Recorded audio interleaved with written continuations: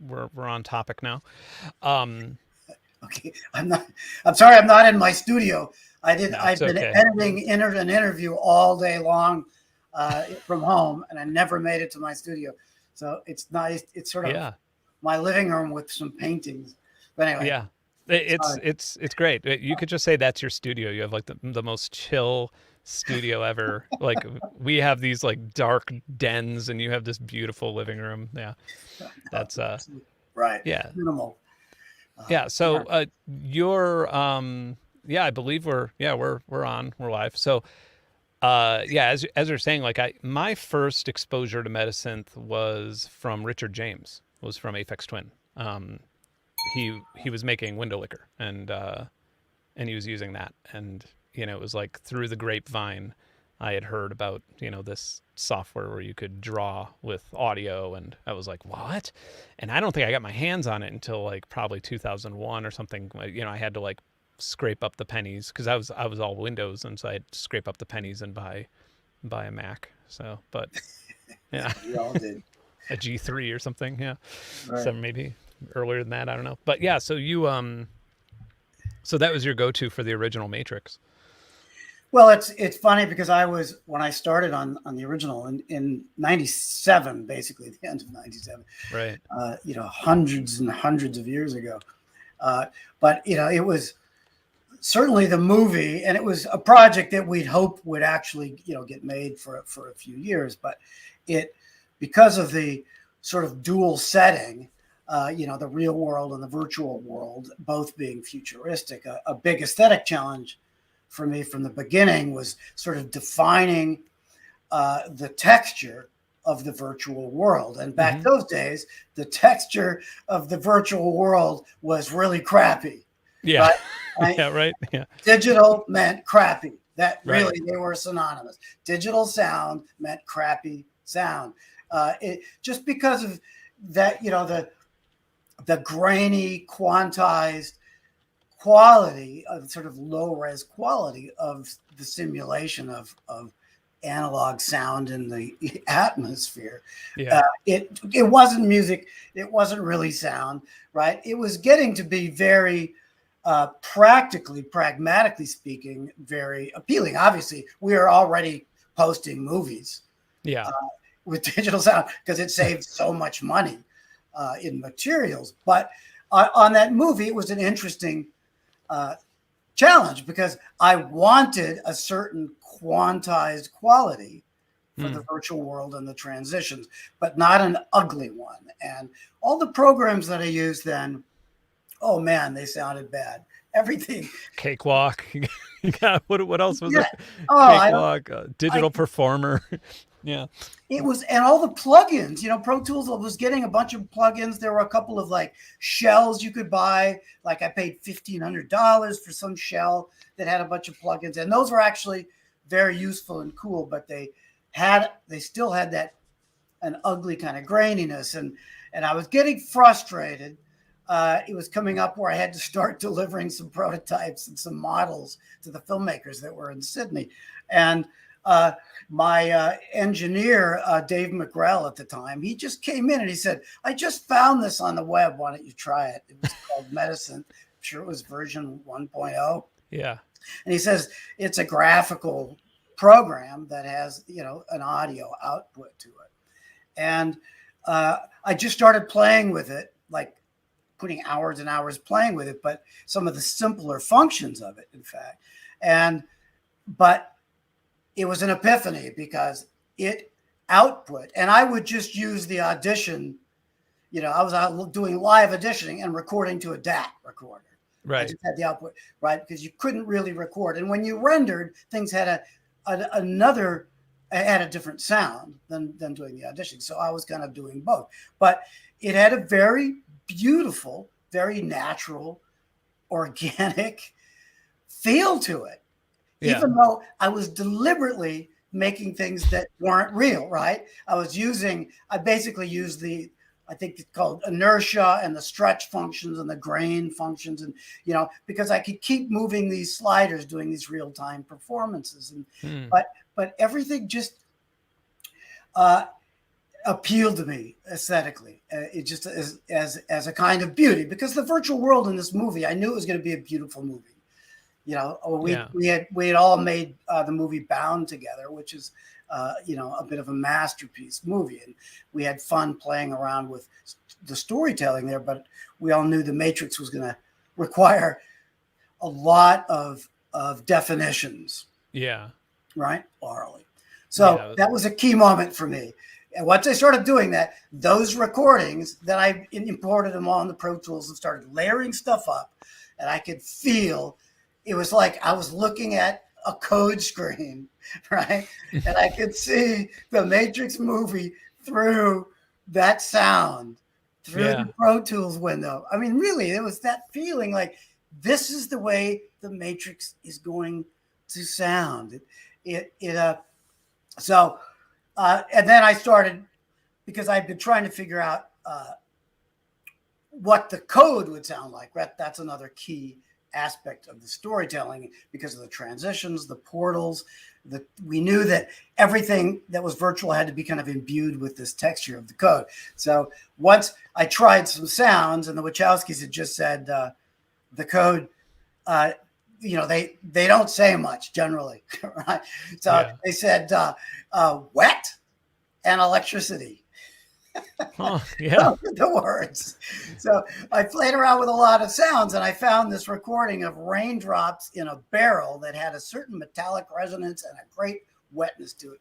And I put that into Metasynth and did a stretch, and then I reversed it, and then stretched it with different settings, and I did a grain, and I could see the code through the code in my eyes and in my ears. It's like the code cleared out to reveal the code, and I experimented, and then I took it because I did those steps in Metasynth, and then I would use DNR, digital noise reduction, the very first noise reduction program that DigiDesign made.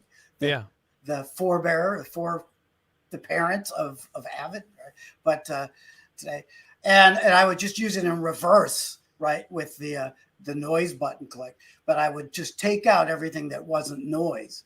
So any consistent frequencies, I would eliminate with that, and then I'd put it back into Metasynth and stretch it again, and then basically take out all the resonances and stretch it again. And after 5 or 6 or 7 generations, it was the code, So I sent some off to Sydney, and they were like, yeah, it's the code. The code is taking life, because we were already starting to see very early visual experiments.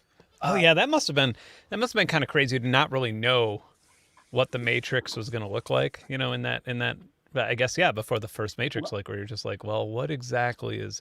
Because you kind of forget that the whole bullet time camera, I mean, all that stuff was just unheard of. But before that, like Terminator 2 was like the coolest special effects anybody had ever seen.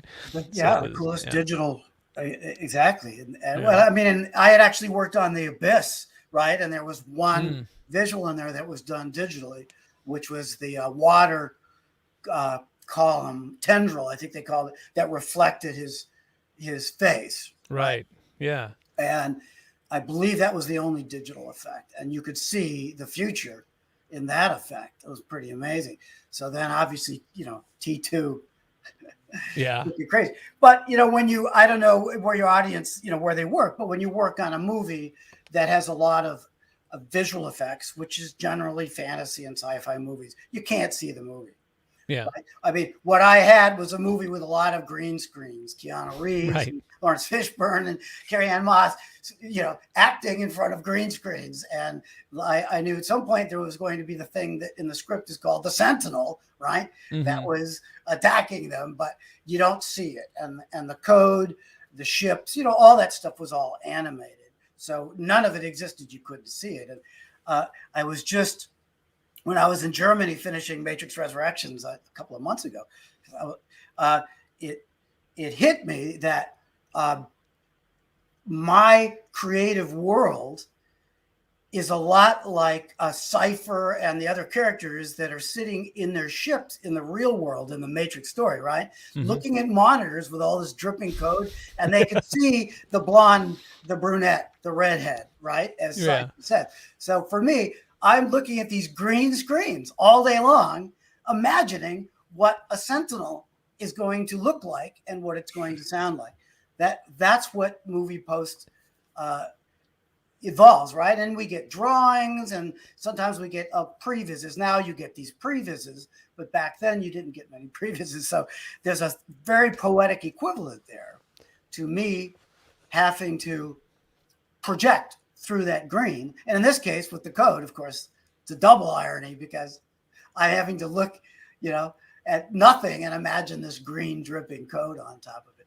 So, yeah. But Metasynth was so essential in just establishing that texture, and that became a tool for many things, and it's continued with Matrix Resurrections, the resurrected version of Metasynth, right, which just happened to appear in my life just when I was starting Matrix Resurrection, and I was trying to think, how am I going to create those textures that really are, they're like seams between the real world and the virtual world, right? Mm-hmm. You're seeing the threads of the reality that's being fabricated. That's kind of what the code is, and that's kind of what the textures I had to make were. And I honestly didn't know how to do it. I have a ton of programs, but none of them had that same quality. There's a million basically DDLs and things like that can granulize, but I didn't know what to do. And then bing. Yeah, there it was. Yeah, that was sort of, that's what made me do a video on it, honestly, is I was like, wait, what? This is back? Metasynth is back? Oh, okay, great. Because this is always like something I've talked about, almost as if this cryptic thing to remember, like, Metasynth. Oh God, there used to be this Metasynth thing, and I think it's still around, but I'm not sure. You might have to buy an older computer. There's always some sort of like compromise, but now here it is. Yeah. So you also did the video game, correct? You did the sound design in the video game? Was involved with all the video games. Yeah. So that was did you like walk in? Was that completely different? Because I'm thinking of like any video game project I worked on in comparison to like a television or film project, and it's like the difference between like the designer couch and the guys who don't wear shoes to work. It's like two different classes of I guess since you're like kind of a celebrity sound designer doing the sounds for the Matrix, you did they require you to like learn any code? Did you have to learn any code to make the code? Yeah, right. Well, so like, did you have to use Wise or anything like that, or was did they sort of outsource that? You mean for the new game? Yeah. No, fortunately, back in the day, we're involved in the original Matrix game and some of the others, and we did my company, Dane Tracks and Game Tracks. We did some implementation, and people had to learn, all of those Wise and the other ones. But generally, we just are creating the inventory, and someone else does the implementation. For the new game, we just limited it because I was starting on the new movie, Matrix. Yeah. I had no nanoseconds available in my life, believe me. Right. Yeah. And I even, I was working here in my living room still in LA. But largely on Berlin time, because we're doing all this temp mixes and everything in Berlin, and Lana and all the editors and everybody was in Berlin. So my life was totally destabilized as it was. But for the game, they needed a lot of the original effects content, right, to make it real. And a lot of that had been lost. That's a whole nother huge topic, but right, people, you're talking about sounds that I had made in 1998, right? And up until maybe very recently, I'd say probably even now, something people don't think about is that It's a chant that I very cynically often am heard to say, but if it is digital, it is temporary. Is Yeah. yeah. Right? Or it is RAID. Yeah, the digital temporary RAID. Like, yeah, most of my stuff I learned very quickly to just have parity drives, like RAID parity with everything. Like, and that's all great, except add 15 years to that. Right. Yeah. Well, so like, yeah, with RAID, I would be switching drives out, right? Because like a drive will die and I put a new one in and then it copies over and then the next one dies. It's just until the RAID dies. Right. And then yeah. you have a backup. Yeah. So I understand though. I've lost much. Yeah. I'm definitely not a back up your data preachy person. I've learned my lesson way more times than I should have. As have I, and I learned it again on this because we tried to go back and we'd gone through 6 generations of backup technology in that time, right? Yeah. I mean, the original movie was backed up on DDS, DAT tapes, right? And then AIT, and then VXA, and then something else, and then LTO1, I think, was the first. So none of those, first of all, the tapes degrade right after 10 years. Right, yeah. But the key thing is the software is gone, and the operating system that the software runs on is gone, and the hardware that the operating system runs on is gone, right? Try to find them. And it's a big trick. Like there was a documentary, Making Waves, recently that I've done some interviews for. I don't know if you've seen it. Midge Costin made this documentary. It was in theaters a little while back, and they wanted some stills of Metasynth and a couple of other plugins that I described when I was talking about making the Matrix. And wow, where are you going to get these stills, right, of these operations? Because we didn't think back then as we do now, right? We don't really adequately document our work. Yeah. So and David, he was out at Warner Brothers, we would find really old Macs. Like I've kept some ancient Macs, but not one that was quite old enough to run the operating system, to run some of these tools that I used in 1998. Yeah. So it was that was a challenge just to take a screenshot for a movie. I didn't even have to actually make any sounds with you didn't have to bounce it. Yeah, it was just that's right. That's how insane the situation is. But for the game, for the Matrix game, and for the new movie, I needed not just the sounds, because a lot of the finished composites are in my library and I have access, of course, and that is all, now I have multiple tape backups going all the time, and we migrate. But even those original sounds, we migrated everything in 2003, right, to another format. But all those hard drives have died. Yeah. And the tapes that we migrated to barely work. And in the end, I was only able to restore about 30 to 40% of those original sounds. So what I could not restore, and this was over 2 years. We started doing this 2 years ago to do the Dolby Atmos versions of the trilogy. But generally, I want the parent files, right? I want the sounds that are underneath those composite sounds, and especially to sort of extract or really, extrapolate or interpolate in new directions from those different steps in the development of those sounds. But that shit is gone. It is just right. We didn't get it back. So for the game, I had to go through. And we just combed through, and my assistant, Matt, we just did all these searches. Of course, what you discover is that your file names are not what you think they are. That's right. Time goes by, 22 years go by, and you abbreviate things in a different way.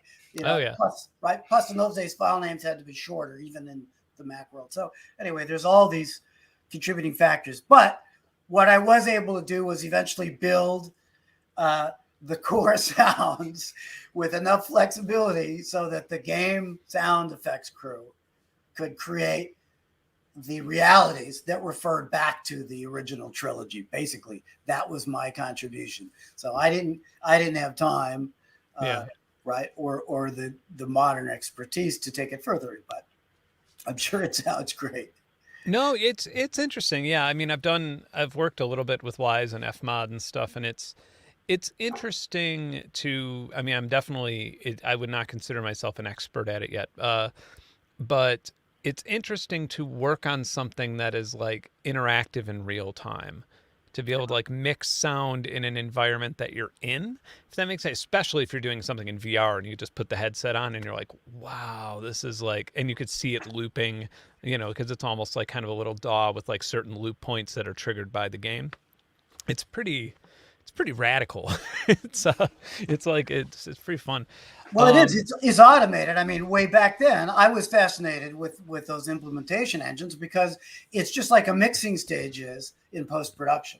Yeah. Right? Except the mixers are robots. Right. Yeah. Yeah. That's what it's doing. It's looking at the scene in that moment and going, what is the perspective on this sound? What is the subjectivity here? Who is hearing this sound? These are all things that we do on a mix stage, right? And the mixers are going, oh, it's a big cave, so it needs cave reverb. Oh, they go through the hole in the wall, and now they're in the desert. Now it dries up, right? And now it's on the left. But it's you can move the camera around. Now the sound is sourcing from behind us in the surrounds. Those are all things mixers do. Is there anything, I guess a good question, is there anything now, I guess just from seeing, like, I feel like I got into the industry mostly in like the advertising and television side of it in the early 2000s. And I've seen the massive way it's changed, both with, the sort of, well, I mean, especially in like the television and advertising side, there's so much pageantry.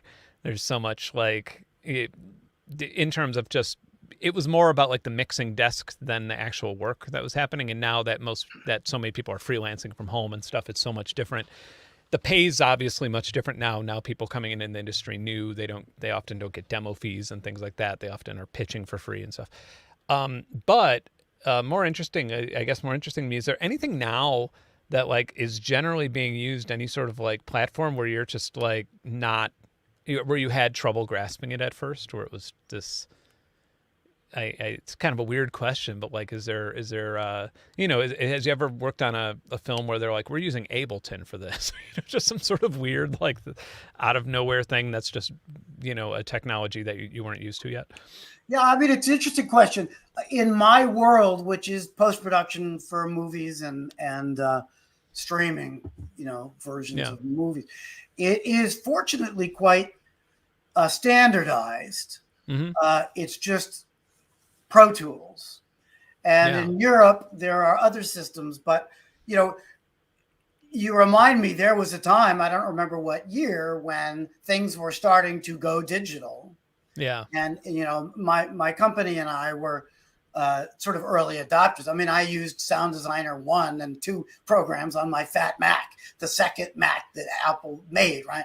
I was just creating sounds, and I was familiar with MIDI sequencing and samplers and stuff, from people I knew that were in the music business. But at one point, there was a show of, I think there were 42 different DAWs, digital audio workstations, being demoed in a parking lot in West LA.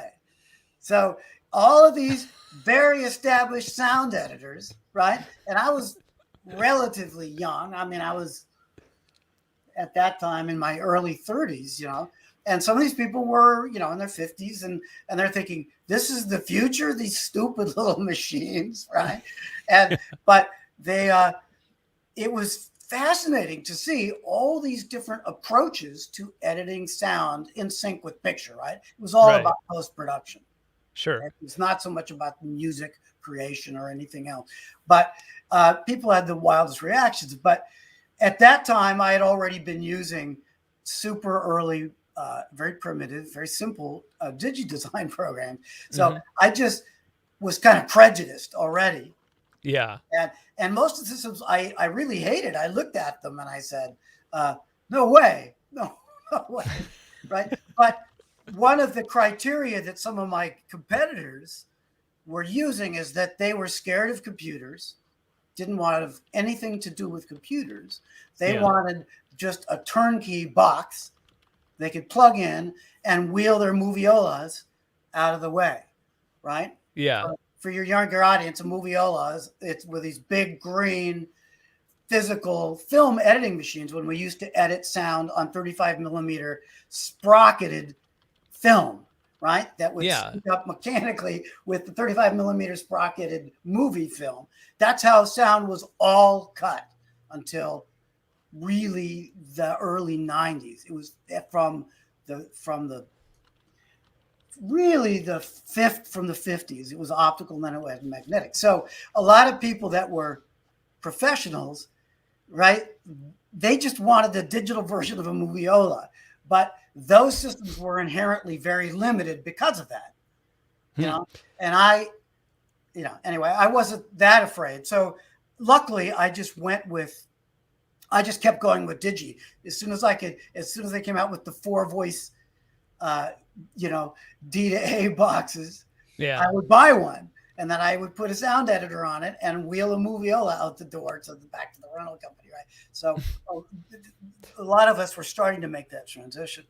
But anyway, luckily that's what has become the standard format for mixing and for building tracks. Now, individual people, of course, use lots of different tools, right? Sure. I mean, people use Ableton to create, sound effects. It is, for me, in terms of delivering to the clients, it's Pro Tools. That's tricky enough, right? Because of the new versions and a movie like Matrix Resurrections. I mean, we just break every version that comes out. We always do. Yeah, right. Well, any of these big movies, because there's so many tracks and so many people contribute tracks, it always stretches the programs until they break. But at least it's standardized.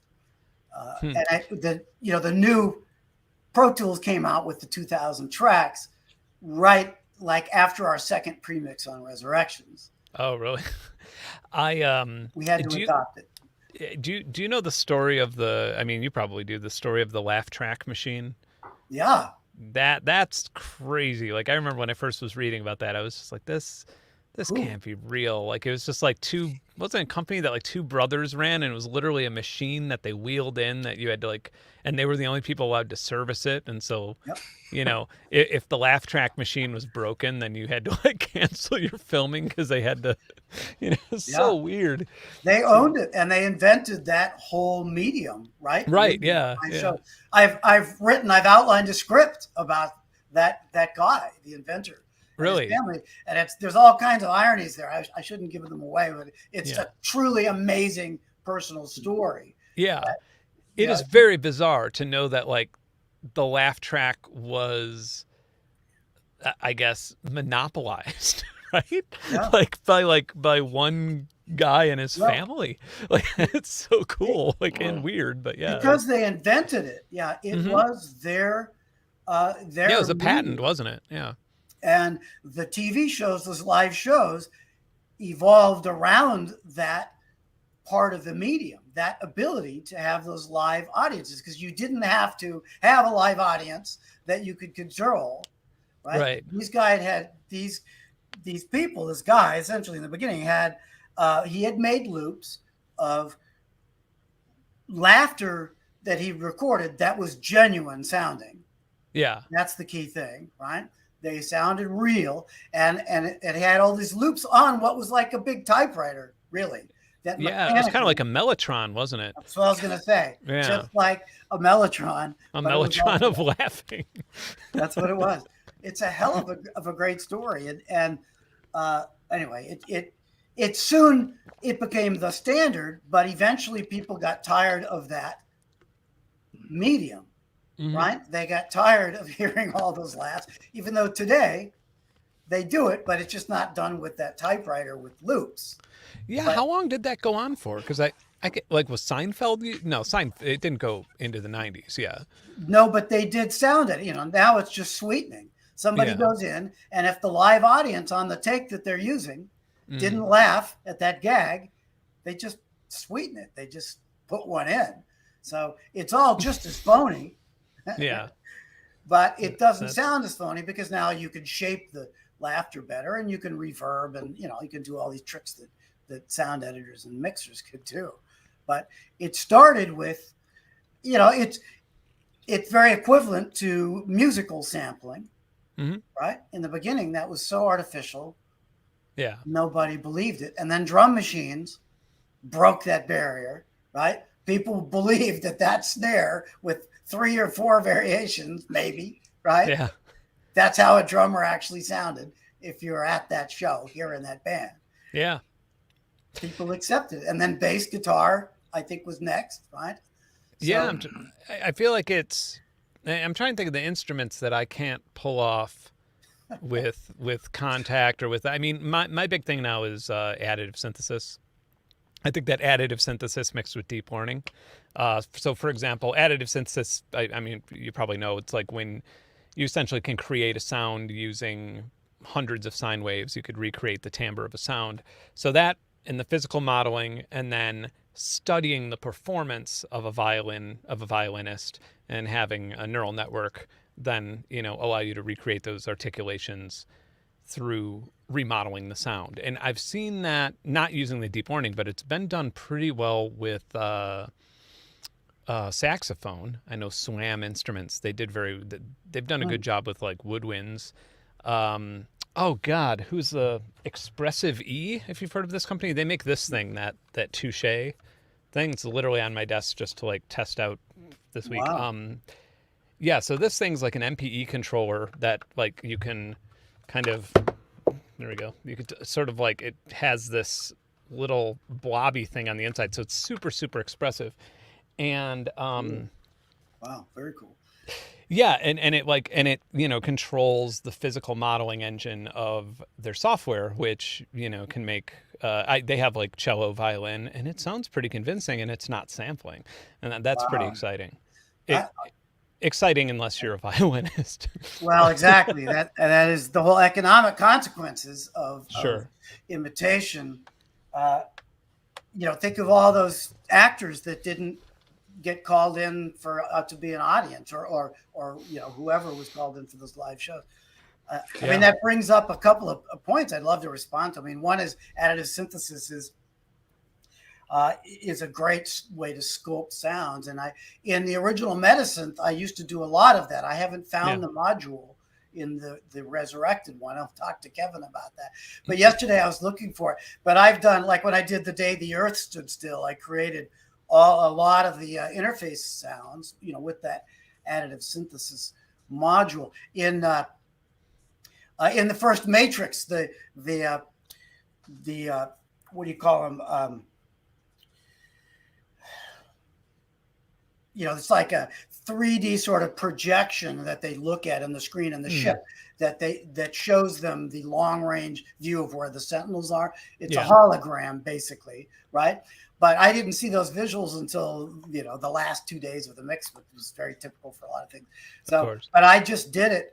I had Metasynth on a computer on the stage, and I was just sort of drawing all of the sounds, right, and extruding them and then popping them into the mixing stage directly. So it is a great way to work. And I'm what you're talking about modeling is fascinating. I think that sampling of musical instruments and the expressionistic articulation it's been amazing to see how that's developed over the years, right? And a few years ago, I was writing quite a bit of chamber music. And, and I'm a clarinetist, and I play piano. I play a lot of instruments, but I got really good using mostly the East-West modules, right, which had a lot of controls. I got really good at making things sound real enough, right, to present. Especially if you get used to like the key switches and all those things, it's exactly. Yeah. You learn it, and if you play the actual instrument, like with clarinet, I had to, like one piece, I had to go in and pretend it was me playing my actual physical clarinet, using the key switches to create some of those sort of switches, honestly. Do you have a breath controller? Have you used one of those? No, but that would be the next step. If I I have the Tech TEC breath controller, and that thing, it's like a USB breath controller, and Man, it was fun, because I started with jazz. And so I remember like the first thing I did was play giant steps and like try and solo over giant steps, like with Oh a, my God. The saxophone first, VST or something. right. Oh, good luck. And I forgot that you like run out of wind. So I like almost passed out because I was just like, oh, geez, I you bet, need yeah. air. I So forgot I'm not a how wind did instrument. Coltrane do those solos Yeah, at a right. million miles an hour across all those changes, right, Yeah, without falling over dead? right. I don't Yeah, know. so I can't imagine him as like the circular breathing type, but Not at that time, not for those recordings, I don't think. Yeah, it's amazing. I I used to have a breath controller for my DX7. I had a oh yeah. DX7 that Okay. was the serial number is like 1400 and something, but Wow. it had the MIDI implementation, but the buttons weren't labeled yet. There were some blank buttons, and I just had to find out, right? One was MIDI channel, one was the Omni setting. That's how early that TX7 was. But, that was also an amazing, it was the first synthesizer that I bought. And in college, like I'm looking at your modular back there, I was so into Buchlas. Oh yeah. Right. I was at Cal Arts and they had some incredible Buchla rooms and Surge modules. But it's just the DX7 had this sound. It's back to that topic of sounding natural and genuine, right? Mm-hmm. That kind of FM. Even if you listen to those original DX7s now, of course, it wouldn't sound that real. Sure. Yeah, but I mean, yeah, it could still sound like a real bell for sure. Like a real bell, exactly. Yeah, some of the you could get the bell, maybe the electric piano if you got like the perfect. Yeah, exactly. Yeah. Those were the two Enough sounds. reverb. That's why I bought mine. Yeah. I spent the money pretending I could make sound effects with it, which I did. I ended up buying a whole rack of those. But having the breath controller was you could kind of see the future. Right, because with the sustain pedal and the two controller wheels, and you could see the whole idea of performing sound effects as well as music in a world that wasn't sample based. And I can see now from what you're talking about, the idea of modeling is key from a sound design point of view. As well. Like I did an interview with Wired magazine years ago, right? And I talked for hours about the future of sound design, and it was all about modeling. Like at that point, I think the first Lord of the Rings movie came out, right? And they had all these modeled orcs or whatever, right? Mm-hmm. Visual they weren't actors. No one actually made those moves. It was a computer, right? Modeling what that creature would do in the backgrounds. And I was imagining a time where instead of like my current challenge is if I have a machine, right, that is 40 feet high or 400 feet high or 40 inches high or whatever, the challenge is to come up with a sound that emulates the physics, right, that suggests the physics that produces that sound. I'm like always talking about physics. I love physics. We could talk about physics all day. We could. I'm sure that we could. Huge physics fan. Yeah. Well, good. We're in that club too, as well as the jazz club.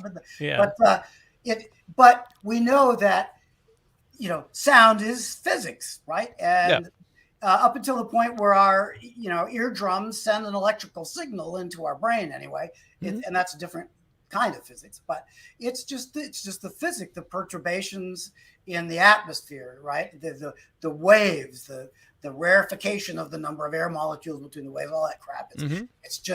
It's a physical phenomenon. And when you are making something up out of thin air, like a 50-foot high machine or a robot, the audience has to believe those physics. Yeah. And the way we always do that is to find other sounds, record other sounds, right?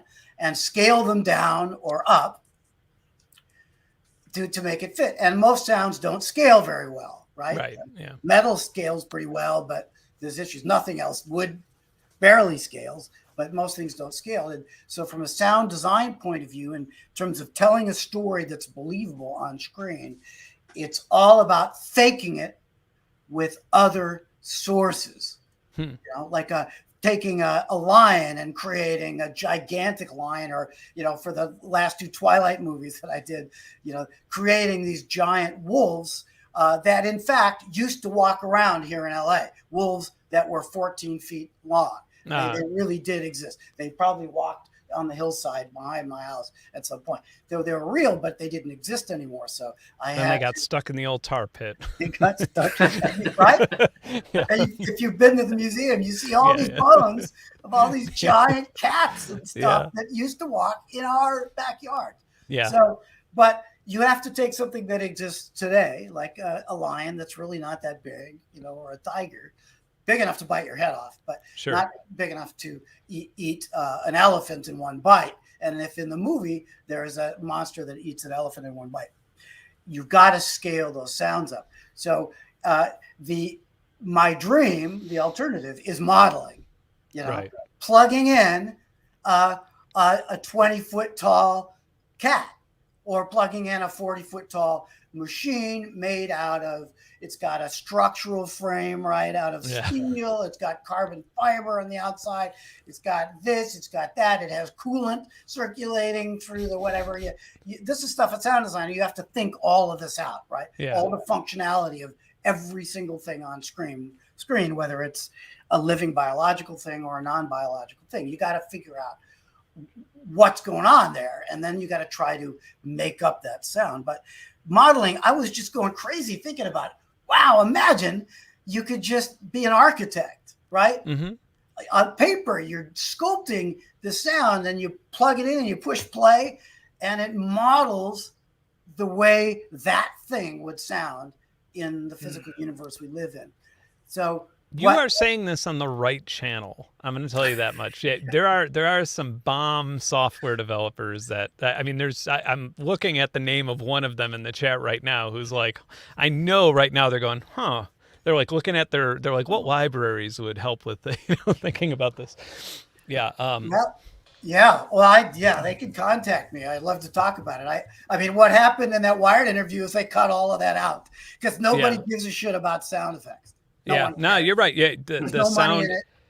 the only person below the music guy on the rungs of film production tends to be the sound designers. Way below. Way below. Yeah. Absolutely. Down there in the dungeons that they don't even sweep out anymore. That's where sound effects people and yet if you've ever watched a film without it, it's nothing. Right. Yeah. There's we like to think so. It's interesting because I mean I used to take sound design gigs for ads and TV, and I liked them because of that, because it was like this sort of I remember doing this one. It was like a Dove commercial where this kid was riding a bike. And they just didn't record audio on the set at all, and then I was just like, oh god, a bike! Like I have to hit all of the pedals, the pedal movements, the spokes, like all of that, and it was this whole puzzle. You don't really think about that until you're actually, you don't think about that when you're watching it, but. And that's our job, to make the audience never think about any of that. Exactly. Yeah. We succeed if our jobs seem unnecessary. Mm-hmm. Yeah. Do you do you so have you ever like dealt with any resynthesis stuff? Like if I'm thinking of like scaling a sound, there's something that nobody seems to consider professional, but it's used in all sorts of, so it's like this high secret professional tool, is FL Studio. And it comes with this plugin. Well, you could also get this as a VST. It's called Harmor. And you could like drag and drop a wave file into Harmor, and it resynthesizes it into pure synthesis, essentially, into additive synthesis. I think it has up to like 512 signs in there that themselves are scalable, and then you can transform it around. So you don't really have the same sort of problem you would have by taking a lion sound and then pitching it down by 8 times. You wouldn't have that sort of degradation. Sure.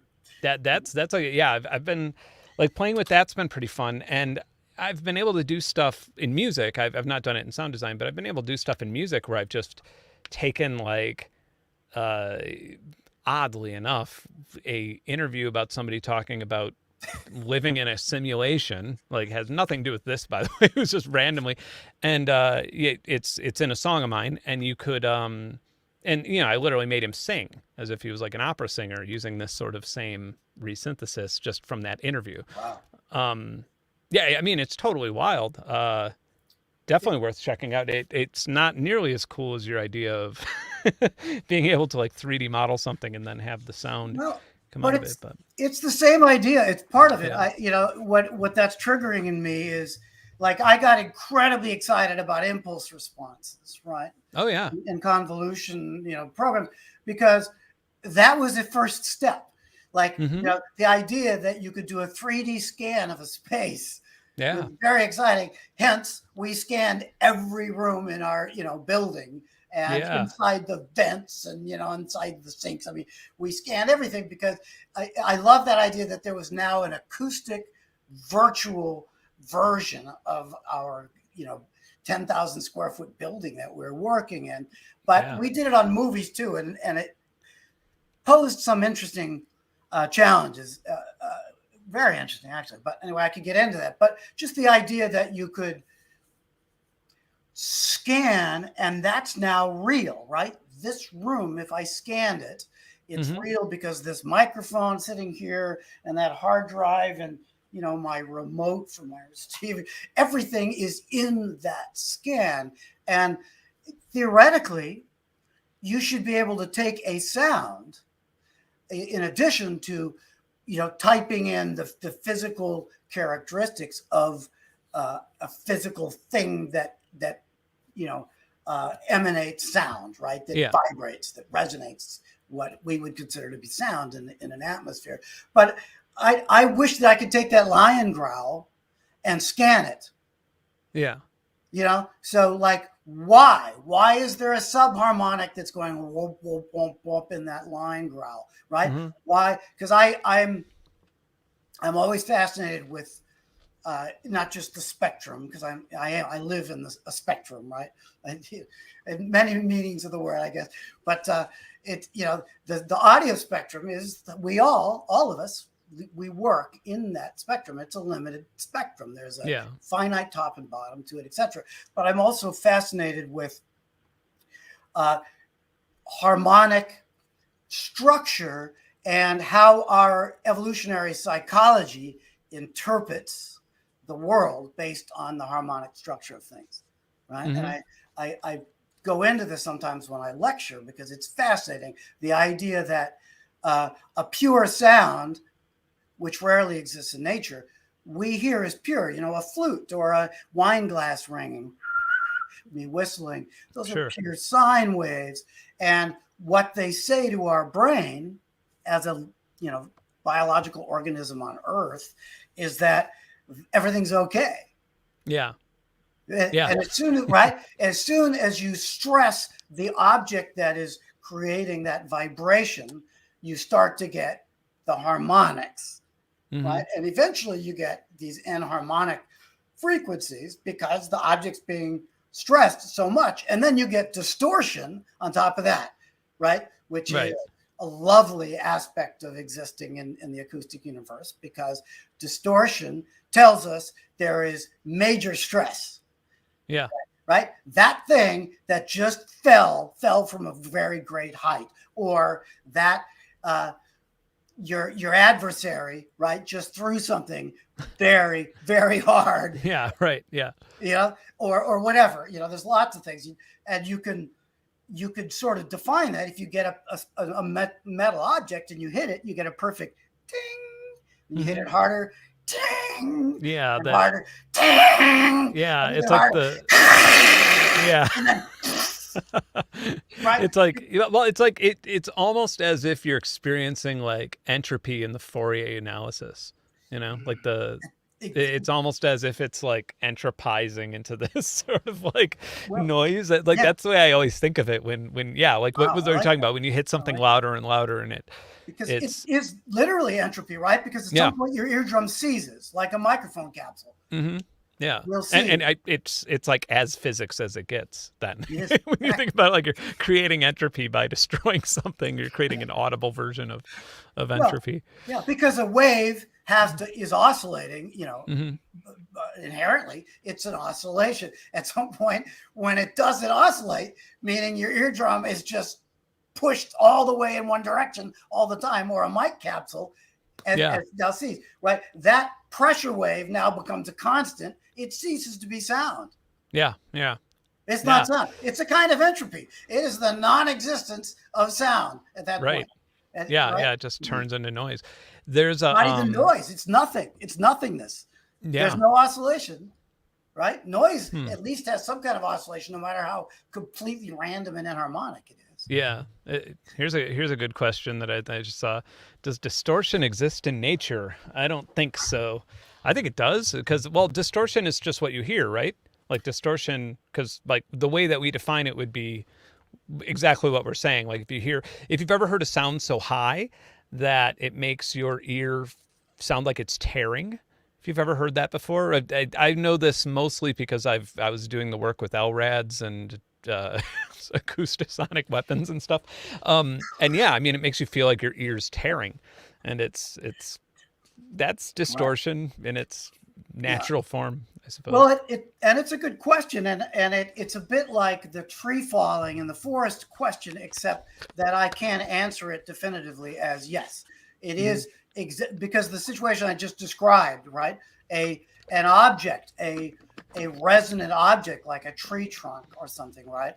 If you hit it, it will distort in proportion to the amount of energy being dispersed into its material, right? Yeah. That is, if distortion is a high proportion of upper harmonics that are randomized, because that's just what happens in the physics, then it does exist in nature, absolutely. Is anyone perceiving it? Not necessarily. That tree is falling in that forest.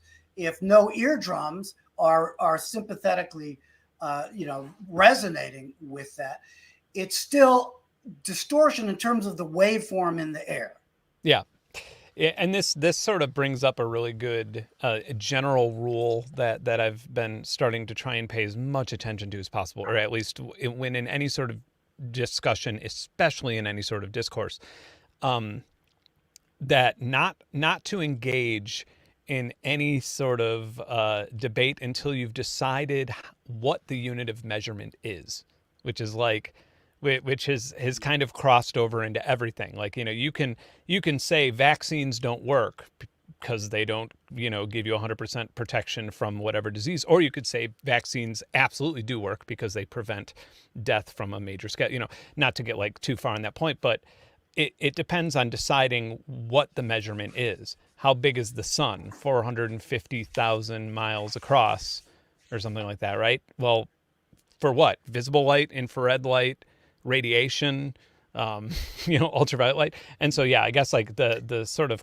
question, like, does distortion exist? Well, you have to define distortion before we could really answer that to any sort of degree. Yeah. But I think there's only one way to define it. If you're not talking about perception, obviously in perception, our brain that evolved is decoding that waveform. It's decoding the math of that waveform as it hits our ears, right? Yeah. As distortion, meaning intensity, meaning power, meaning run, right? Right. Meaning scary, get the hell out of there. That's how our consciousness makes something of that distortion. But the distortion as a mathematical description of the proportion of frequencies, it definitely exists.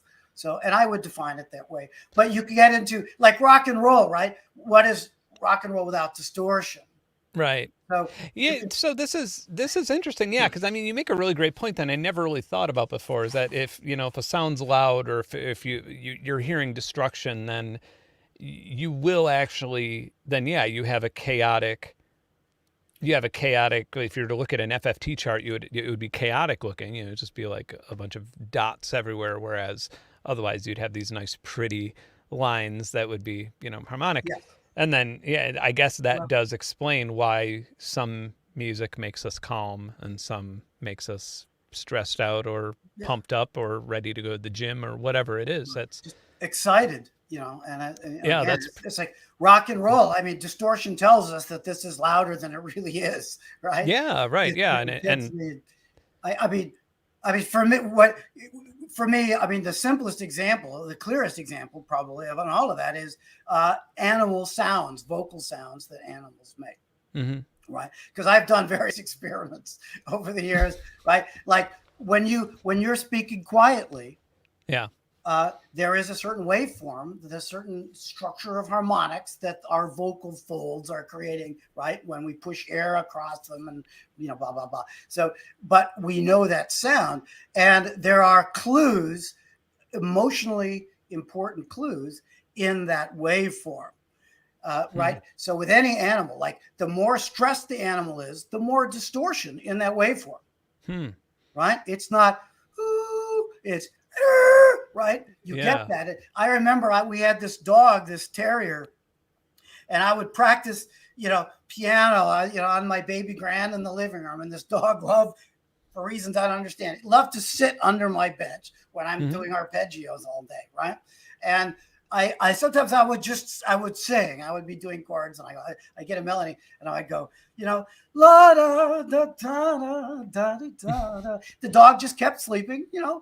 Oh, fine. I'm here under the piano bench. I don't know what all the sound is, but it's okay with me. It liked being around the sound. As soon as I belted it, yeah. As soon as I would go, that dog would jump and start barking at me, right? and one day I was telling a story in the living room about a car almost hit me on the way home. Yeah. That day, and I was telling the story, and I was just saying, and I'm hearing beep beep beep and all this, and I look around and I don't know what's going on, and then all of a sudden, and I made a tire chirping, skidding sound. Okay. Yeah. That dog ripped my pants. It started biting my pant leg, my best jeans, because there were some kind of slacks. So I'd done a lecture at USC that day. So I was dressed up. It ripped my pant legs. Now, why did it attack me? Because of the distortion. Because the way I was stressing my vocal folds, right, to produce a representation of the intensity of that sound. And a tire chirping is a really horrible sound because of those distorted harmonics, right? So anyway, that's just a basic biological equivalent. And animals do that. A beast, whatever, an ape, when they roar, they distort as much as possible because they want their, whatever, their tribe, their harem, their adversaries to fear them. So they want to be as powerful sounding as possible. So they don't go rah, rah, rah, rah, rah. Yeah. Raw. That doesn't scare anybody. But rah, right? Yeah. They all run. Yeah, so, you know what's do you know who Richard Devine is, Dane? Are you familiar with him?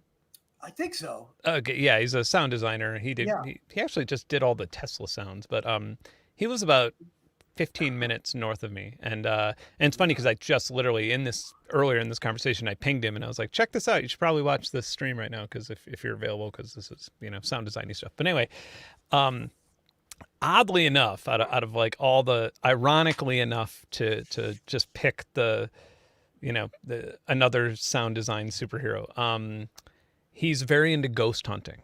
That's his thing. And it's not my thing, but I've accompanied him on some ghost hunting trips back in the day. And one time we went to this cemetery in the middle of the night that was in the middle of these woods outside of Chicago when he came into town. And there was basically we just started hearing all these crazy noises all around us that were like totally unexplainable. Like the fence was shaking and all these crazy things. And Richie just runs into the cemetery doing that like that crazy noise, just viscerally. That was just his like instinctive reaction. Yeah, just run in making this animal sound, and I'm just like, what did he is he gonna kill us? Like what just happened? And sure enough, flashlights come on, and these teenagers are like, dude, it's cool. It's cool. We were just fucking with you. We were just, yeah. He scared the crap out of these kids that were like, clearly trying to play a prank on us. But, sure. But it worked. I mean, those he kids knew it. Yeah, he knew how understood to the power of create that distortion. emotional reaction, right? Yeah, all of it. I mean, all of it, the shake. I mean, what is the fence shaking? In a way, that's the wind, right? Pushing, making that chain link fence or whatever fence vibrate in a way that it doesn't normally do. Why? Right. Because of the intensity of the air movement. Yeah. That's a different kind of distortion entirely. That is not the calm, stable behavior of a fence. Yeah. Yeah. I mean, right? It's an interesting poetic version of distortion.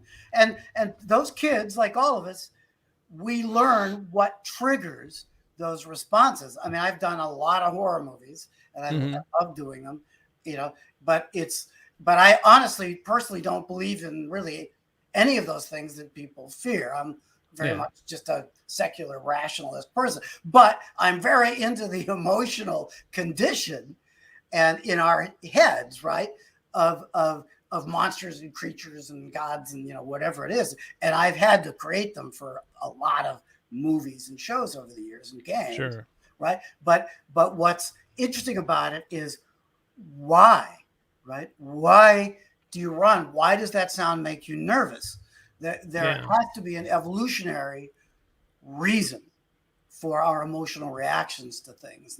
And when I'm working on a horror movie, I have to really think. It's like the physics. I'm thinking about what is the metaphysics, right? That is creating the physics of vibrations in the air that these characters are perceiving as sound. What is it? What is a ghost? Why is a ghost making the woo corny sound, right? Or the whispering, whatever it is that we all try to come up with for every new horror movie, right? Like why would the moan be so? I guess because a moan is like a human who's sick, right? Or a human who's suffering, and so that probably creates fear in our brain a little bit. Exactly, because we're afraid we're next. Yeah, that makes sense. Why is it that baby cries, which I use all the time, right? Yeah. I was going to bring that up because not only do they utilize distortion pretty well, but there is that pitch that seems to, God, I'm not gonna be able to reference any of the papers I've read about this, but I do remember reading a paper about there is a certain frequency that humans respond to more stressful or more urgently than others, and it is that infant scream, that infant is hurting scream that happens, that we kind of, we've all heard it. Like I'm sure everybody who's watching this, they've at some point been either their parents or they've been in a Denny's and they heard it and they were like, God, I'm trying to eat my fucking pancakes. Yeah. So. Well, and it's right in the middle of the Fletcher-Munson curve, right? So that's the way humans hear. We emphasize those frequencies because we communicate in those frequencies. But why originally did we evolve to be more sensitive? It could have a lot to do with baby and children's vocal cries. Yeah. Right? That you have to hear them from a distance to know that there is a baby, maybe your baby, in distress. I mean, interestingly, that makes me remember of a challenge for me. I was working on Cabin in the Woods. Oh, okay. If you know that movie. Yeah, no, I know Eli, so that's great. Yeah, it was super fun working with Joss and Drew Goddard.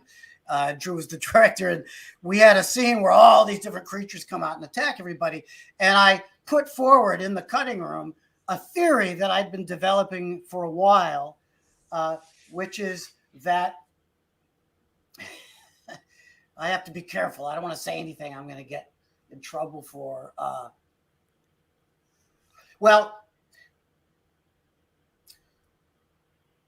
me just say, I'd say that we don't react to men screaming, what we perceive as a male screaming, the way we react to a female screaming. And in movies, almost anytime you have a man screaming, it's funny. And right, this is a problem, right? And in that movie, we had all these actors recording screams, and they were being as emotional as they could, and it struck us as funny all the time. And I said, yeah, you've hit upon this problem as a sound designer and editor, that you can't put men screaming in a movie because it doesn't create sympathy, it doesn't create empathy, it creates hostility and dismissal. Yeah. So, right.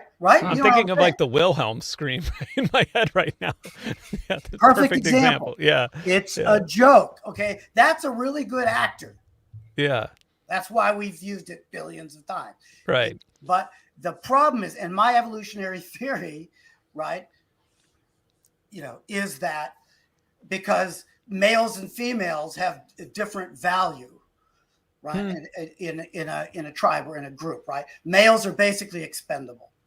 Yeah. That's the truth.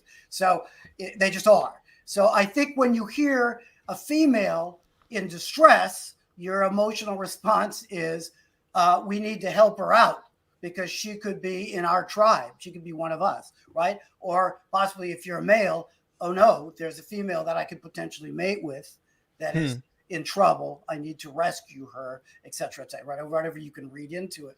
But I think that a male that sounds in distress is unusable, is unnecessary, is hopeless. If that male just got its leg bitten off by the tiger, it's going to die.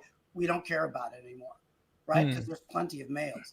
So anyway, that's what you're actually what you're referring to is this. It's from the biological big picture, and it's called cheap sperm. That's like the theory, is that like that men are so willing to reproduce that they become undervalued. And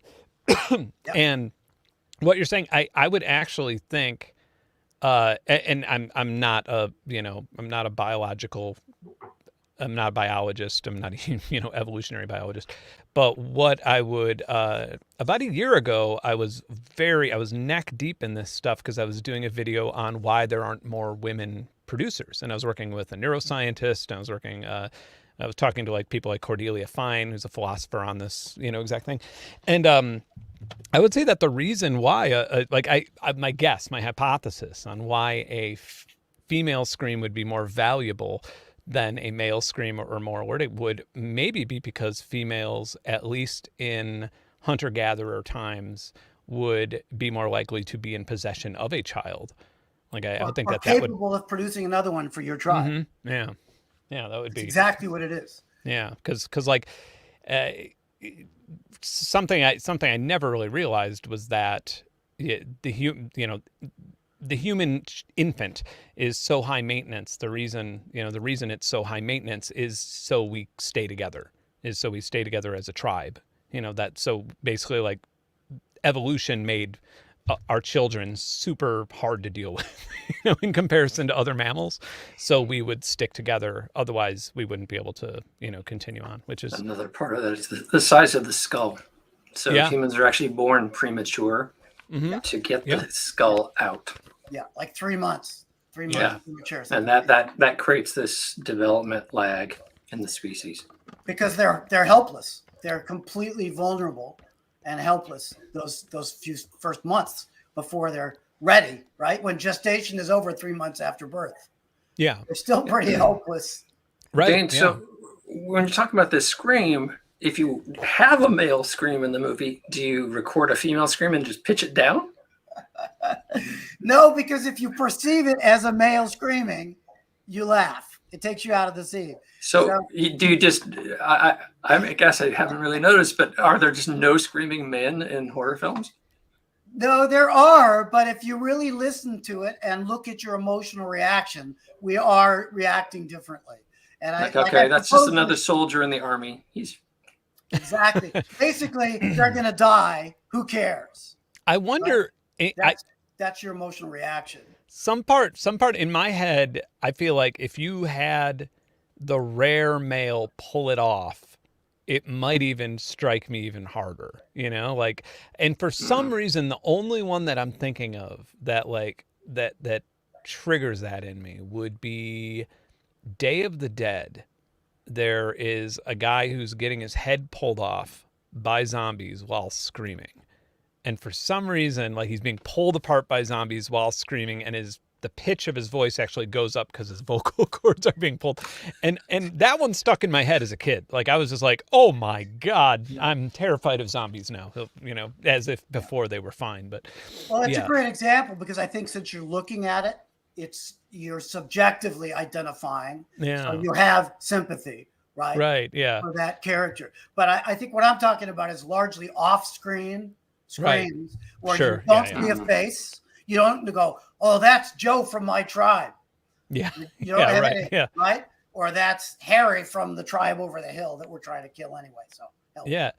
you don't, it's so abstract. But women screams, which I embed in all kinds of sounds, because women screams, I'm sorry, but it triggers a sympathetic response. Sure. Yeah. It does. As a male, unless it's an individual, Yeah. you can't care. I don't know. It was just a theory, and I proposed it to Drew, and he was like, and Drew's a super smart guy. You know, he's like, I don't know, Dane, let me think about this.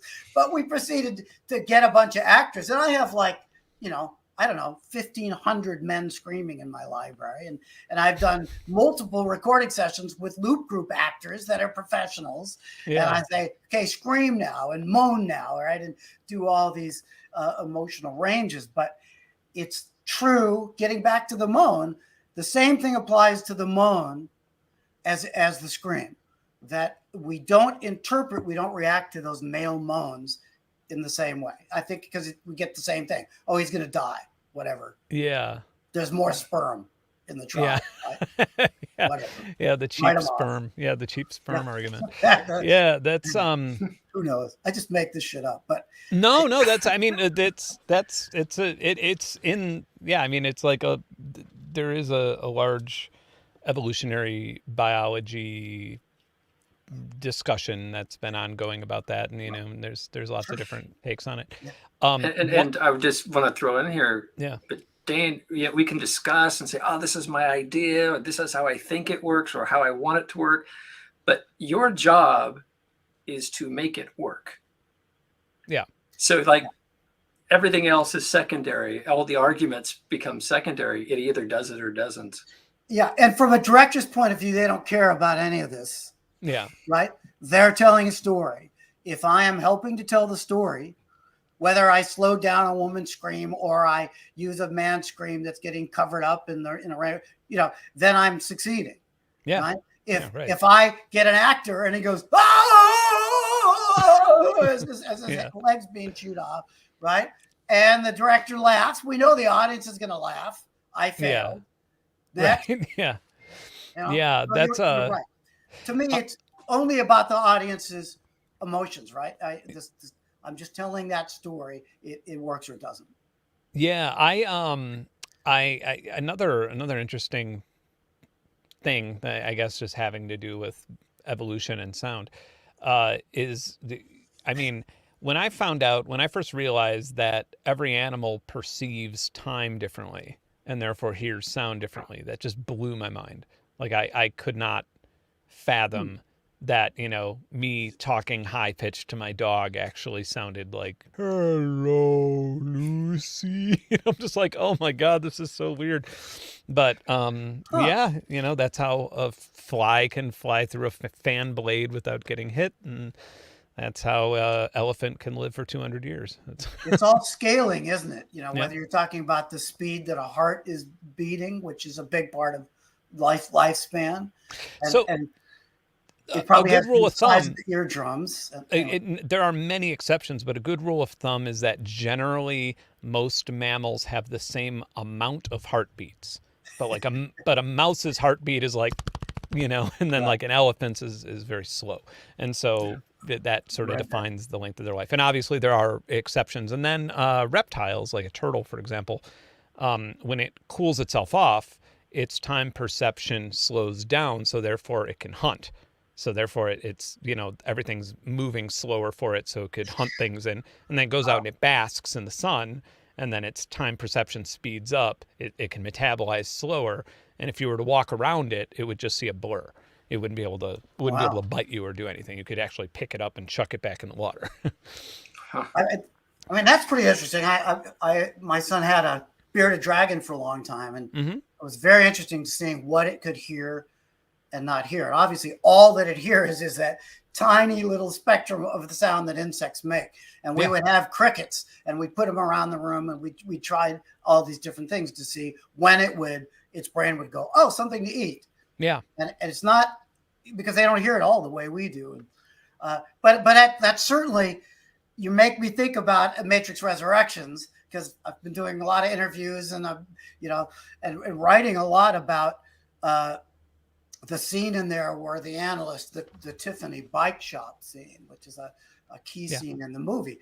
And that topic of what it keeps coming up, like, what do we hear? Like what is bullet time for me? And that was the very first sound I had to make before the first movie was even greenlit, right? It had to be about, okay, if Neo goes into bullet time, right, he's not slowing down the world. Nothing's slowing down, right? Yeah. That bullet's going at its speed, but he is moving fast enough, right, that he could dodge the bullets. But what does he hear? right, And then what do we hear? Because it's completely subjectivized. So that was an interesting challenge right off the top. And when I had to do the original 7-second version of the visual effect, as a test for the studio, it was like slowing down bullet sounds and gun sounds doesn't work, because it's not about slowing down. It's about time expanding. Mm-hmm. Right. So it kind of gets back to what you're talking about, the size of an animal's eardrum or whatever, and how things scale. But in this case, and so my solution was not to slow anything down, but just to find ways to keep everything at its natural range, so that for Neo and for the audience, nothing is slowed down. And then in the new movie, there's both super bullet time and anti-bullet time. And in super bullet time, right? Things are moving so unbelievably godly slow. So what do we hear, right? That was the analyst is talking in real time and at supercomputer processing speed, and Neo is he is somehow processing, so his brain is working at in sync, right, with what the analyst is saying. But what are the sounds that he's perceiving? It gets to be really tricky, because sound and time are obviously, inextricably connected to each other. Sound is time. Sound is change in amplitude over time. Sure. That's all sound. So you can't take time out of the equation. A visual is different. It's not time based. You could stare at my eyeball as long as you want. Yeah. As long as my eyeball's on the screen. But sound comes and goes intrinsically.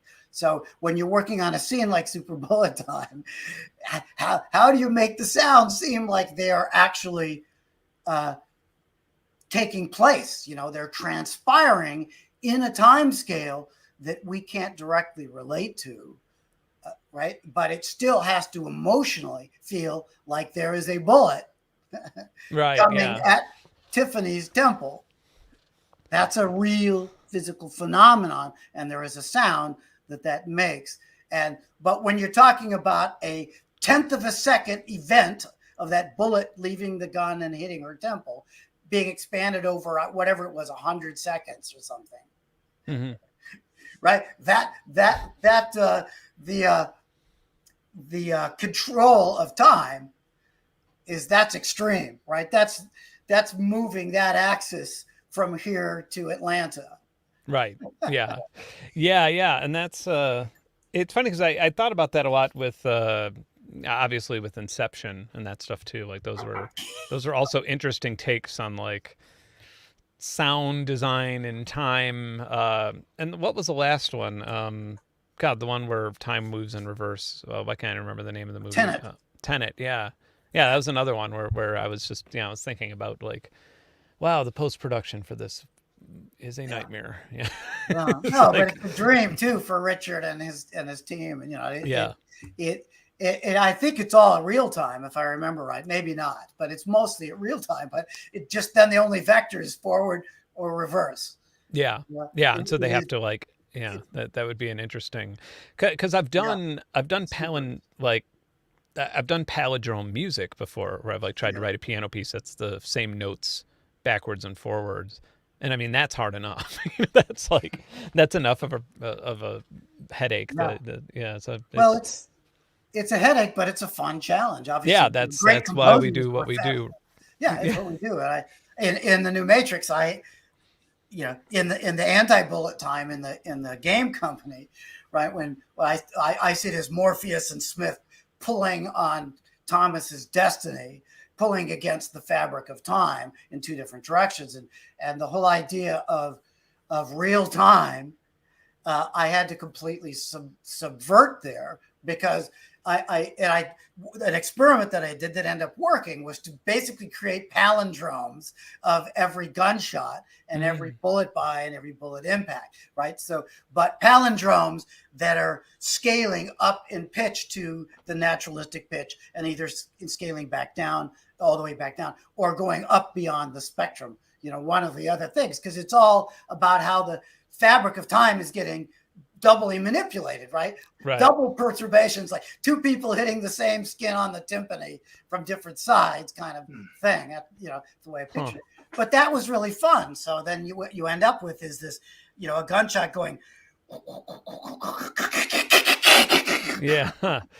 Right. Yeah, and now Metasynth makes so much more sense in that too. Like now it's like, oh yeah, thank God. Like I can't even imagine what, it's like you'd have some sort of like pitch knob trying to do it live or so automated things. No, I mean, but for that I used, plugins that created these, pitch stepping, pre-echoes, pre-delays and post-echoes, and it got super complicated because I had to use a combination of recorded stems, to keep the panning and the overall timbre consistent, but also, and then using plugins like, I'm sorry, I forgot the one that I used all the time, the Sound Toys one, but it's kind of the opposite. Yeah. Right. Yeah. Right. It's breaking that palindrome, the coming and going of all those sounds, breaking it up into discrete steps, so the audience could feel that is what was happening. And yet I had to avoid any musical intervals, which is right. That quadruples the difficulty. And I had to throw away some really good sounds because, a little too close to a pentatonic or a whole tone scale or, whatever, or even just feeling majory or minory, right? Which means dump it. That's your. Yeah, I was thinking about the shuffler, but you're right. It's going to get too musical. It's really tricky, both in terms like using the shuffler in terms of the rhythmic cycles, the repetition. Like when you do sound design, you can't be as regular as music. It's not right. It's not like swing time, or shuffle time in terms of bending around where the actual subdivisions of time. That's back to the time, but it can't be too exact, right? Or it sounds like sequenced music. It sounds like you got to be like me playing the drums. Well, exactly. Just model it after that. You playing the drums with cotton in your ears. Yeah. And but that's what sound design is, right? To be non-music, you have to avoid what is perceived as musical meter, or as musical scales, or as musical harmonics. That's a huge subject in itself. So I know some Metasynth folks. I said to make sure to watch this interview, and they'd probably want some tips. So I'm going to derail you a moment, Ben, and be like the product guy for a brief moment. That is perfect, because that's cool. I have to pee. So that's wonderful. Thanks for sharing that. So I'm interested. If I said go to the bathroom, you wouldn't know how long I'd be gone. So it's like I'd better just let them know that it's number TMI squared. BRB. Sorry, Kevin. Yeah. Just so in all that we've been talking about over this last hour or so, I think there's a lot of Metasynth users who never fully meet the full potential of using the software in one way or the other, either in the macro sense or specifically. And they're always asking me for these tips like, how did you do that? Or what do you think we should do to do that? And so I just wanted to briefly interject and get your thoughts on how you achieve the things that you achieve when using Metasynth specifically as your tool of choice, or maybe under which particular things do you use Metasynth? Like Ben said, oh, that's a Metasynth trick. And I said, oh, that sounds like a Metasynth trick. And you're like, no, that one I didn't do in Metasynth. So I'm curious, one, when do you choose to use Metasynth, and what are maybe like a couple go-tos? Yeah, it's a good question. I mean, it is a bit like saying what percentage of the symphony orchestra are you using?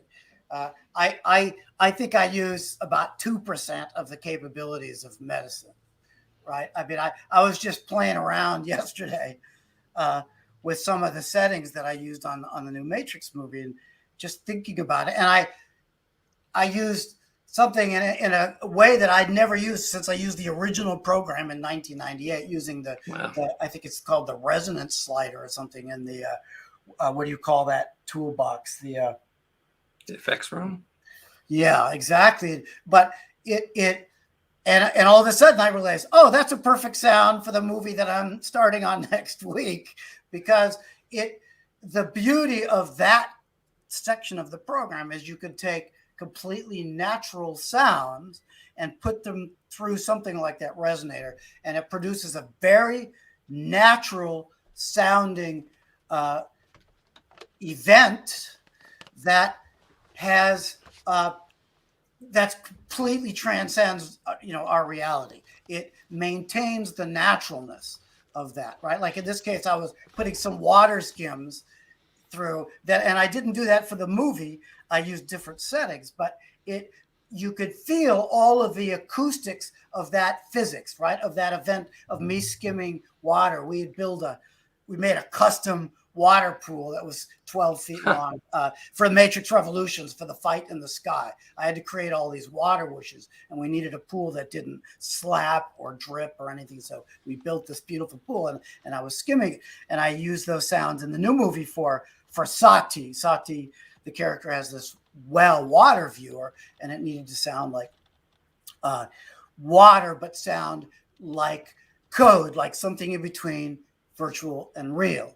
And as I was mentioning earlier, I used inertia and stretch and grain a lot, and a couple other settings in the effects room to create a completely natural sounding granulization, right? So it was fake, but felt real in its way. So I think for the Matrix movies, I largely use those settings to take real sounds, like I was describing the water dripping in a barrel. Like when you see code in a movie, you still hear that water dripping in a barrel, even though it has been extracted multiple times, but you still feel all of those original shapes in the waveform. You sort of get the physics of the water dripping and going paloop, and then the water dripping, falling back into the water and doing it again, but you hear the barrel resonating around it.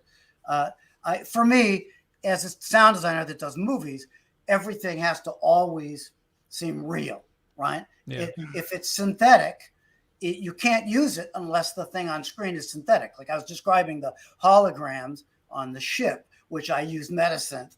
I drew all of those sounds. I just drew what I was seeing, right? Because that is a synthetic reality. That's a synthetic event. For those people on that ship, they're hearing a sound that there's a synthesizer chip, right, in that hologram thing that is generating sound. So I use Metasynth to generate a synthetic sound that the audience and the characters perceive as something synthetic. That's okay. But everything else has got to be real. And most programs, especially you're talking, in the late 90s, almost all digital audio programs sounded completely synthetic all the time, whether you wanted them to or not. Even limiters, everything just sounded to me so synthetic. So what I loved about that program, that and the program Sound Hack, that also had a very natural result, right? When you rendered things in Sound Hack, it sounded real.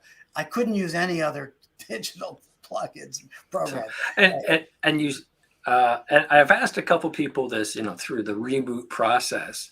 It's like, there was this classic golden era of Metasynth and people using it. And when I got involved in rebooting the company, I was like, okay, how do people perceive this now? Is there still a place for this now when we have thousands and thousands of plugins? And the answer I got back was yes. That gave me an encouragement there. And then I'm like, okay, well, what is the yes? What is it that Eric is doing here that still, over 20 years on, still brings value to folks? Well, it is, to me, essentially, it is whatever that rendering engine is doing that sounds natural. That's why I was attracted to it in 1998. But it still does. Like the thing that I made yesterday, it is, I don't get it. I'm not a programmer, right? I don't speak in ones and zeros. I have no idea why it is modeling something and then rendering it out into audio that sounds real. But the combination of that, the essence of that program, in contrast to a lot of others, and the huge tool set, right? The capabilities are vast. This sounds like a product promotion. No, I mean, this is that my viewers are very, very happy with Metasynth, or either they use it and they're happy with it, or they really want to buy a Mac. It's like there too. Yeah. Well, I just love it. It always, I mean, it's the interface, it's a challenge sometimes, right? Because some of those tools are so complicated. And I, in my professional life, don't have enough time to learn new tools. Like I bought a couple of expensive programs for the Matrix movie, and honestly, I just gave up. I went back, and part of my challenge in life is keeping the tools that I love the best working through decades. Sure. Because many of my favorite programs, some of my very, very favorite plugins, you can't run anymore. You can't, after OS 9, you can't use them, right? There are, Audio Ease. I don't know if there's anybody out there, but, they had a program called Periscope that was one of my very favorite tools. When I did Ender's Game, that was a key tool for developing a lot of those sounds, especially anything to do with formix. I don't know of anything else that can be used in that way. So when those tools go away, it is heartbreaking. And then I'm stuck and I have to try a bunch of other things. And Metasynth is one of those programs. When it went away, it was very sad. I didn't know how to do stuff. And I've almost always kept an old Mac on an old OS, right? Operating. I still do. I have an OS 9 laptop sitting right there so that I could use Audio Ease's Periscope. On the new movie. In the end, it was too complicated going to Germany and everything. So I had to find other ways to do what I wanted to do. Yeah, now I remember what you're talking about. Yeah, I had to look at the interface to remember it. But yeah, that's like 24 bands or 32 bands.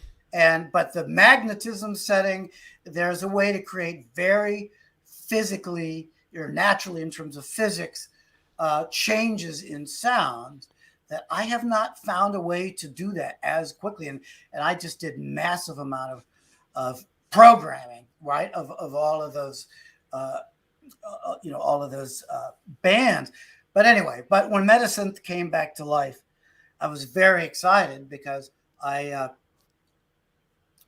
could go back to, as I was describing earlier, I could recreate those worlds. Like Sati was a new character, but her world, because she's in between the two universes, right? Her world had to have a texture a bit like the code and a bit like some of those transitions in the original movie. So I was able to do that. Before I did that, I had to create a new code, and I used the program Photo Sounder, which is like a beautiful little program, but it does 1/100th of 1% of what Metasynth does. Yeah. Right. And I could have used some of the photo tools, using a graphic as a tool, which I did a lot of experimentation, and I can't remember exactly what I did 23 years ago for the original Matrix. But it is pretty amazing. And I do hope that additive synthesis module comes back. Yeah, let me follow up with Eric on that. And you gave me another idea. I'm always teasing him that he's not a software developer, he's not a programmer, and I mean that kind of because he keeps the tempo and the waking hours of an artist, and has the mindset of an artist. And in your description, my brain just kind of went ping. I get it. It probably does the things it does in the way it does because he's an artist first versus a programmer. And I'm wondering, Ben, you might know this stat, like how many software developers are musicians and artists first versus programmers first? What do you think? I think, I mean, I feel like anybody who is developing audio software is probably a musician to some degree. Otherwise, why would they be interested in developing the software? Yeah, I feel like most people don't come from banking and they're like, there really needs to be a nice reverb that, No, you're right. But that being said, I've put a lot of thought into this from just my channel's perspective and as a consultant for a whole bunch of different companies, mostly hardware, but and even engineer in some ways. And really, like, one of the my favorite synth of last year, and probably my favorite synth to sit down and play, is the Arturia Polybrute, and I had to think about why. The first night I had it, I pulled an all-nighter, and I was like, why did that happen at this stage in my life where I have stacks of keyboards? Like, there's no, I have lots of gear. Why did that Polybrute back there, break that mold?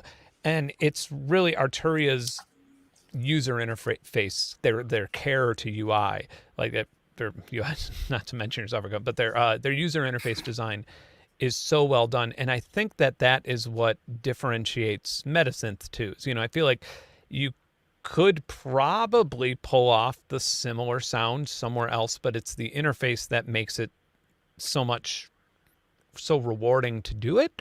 And so therefore you do it more, and you just get drawn to that, and it comes down to like a weird dopamine fix or something. But I started looking at, once I started this YouTube channel, I stopped looking at gear as like, how many oscillators does it have? What's its poly? I stopped looking at it that way and started looking at it through the eyes of like a beginner, or the eyes of, of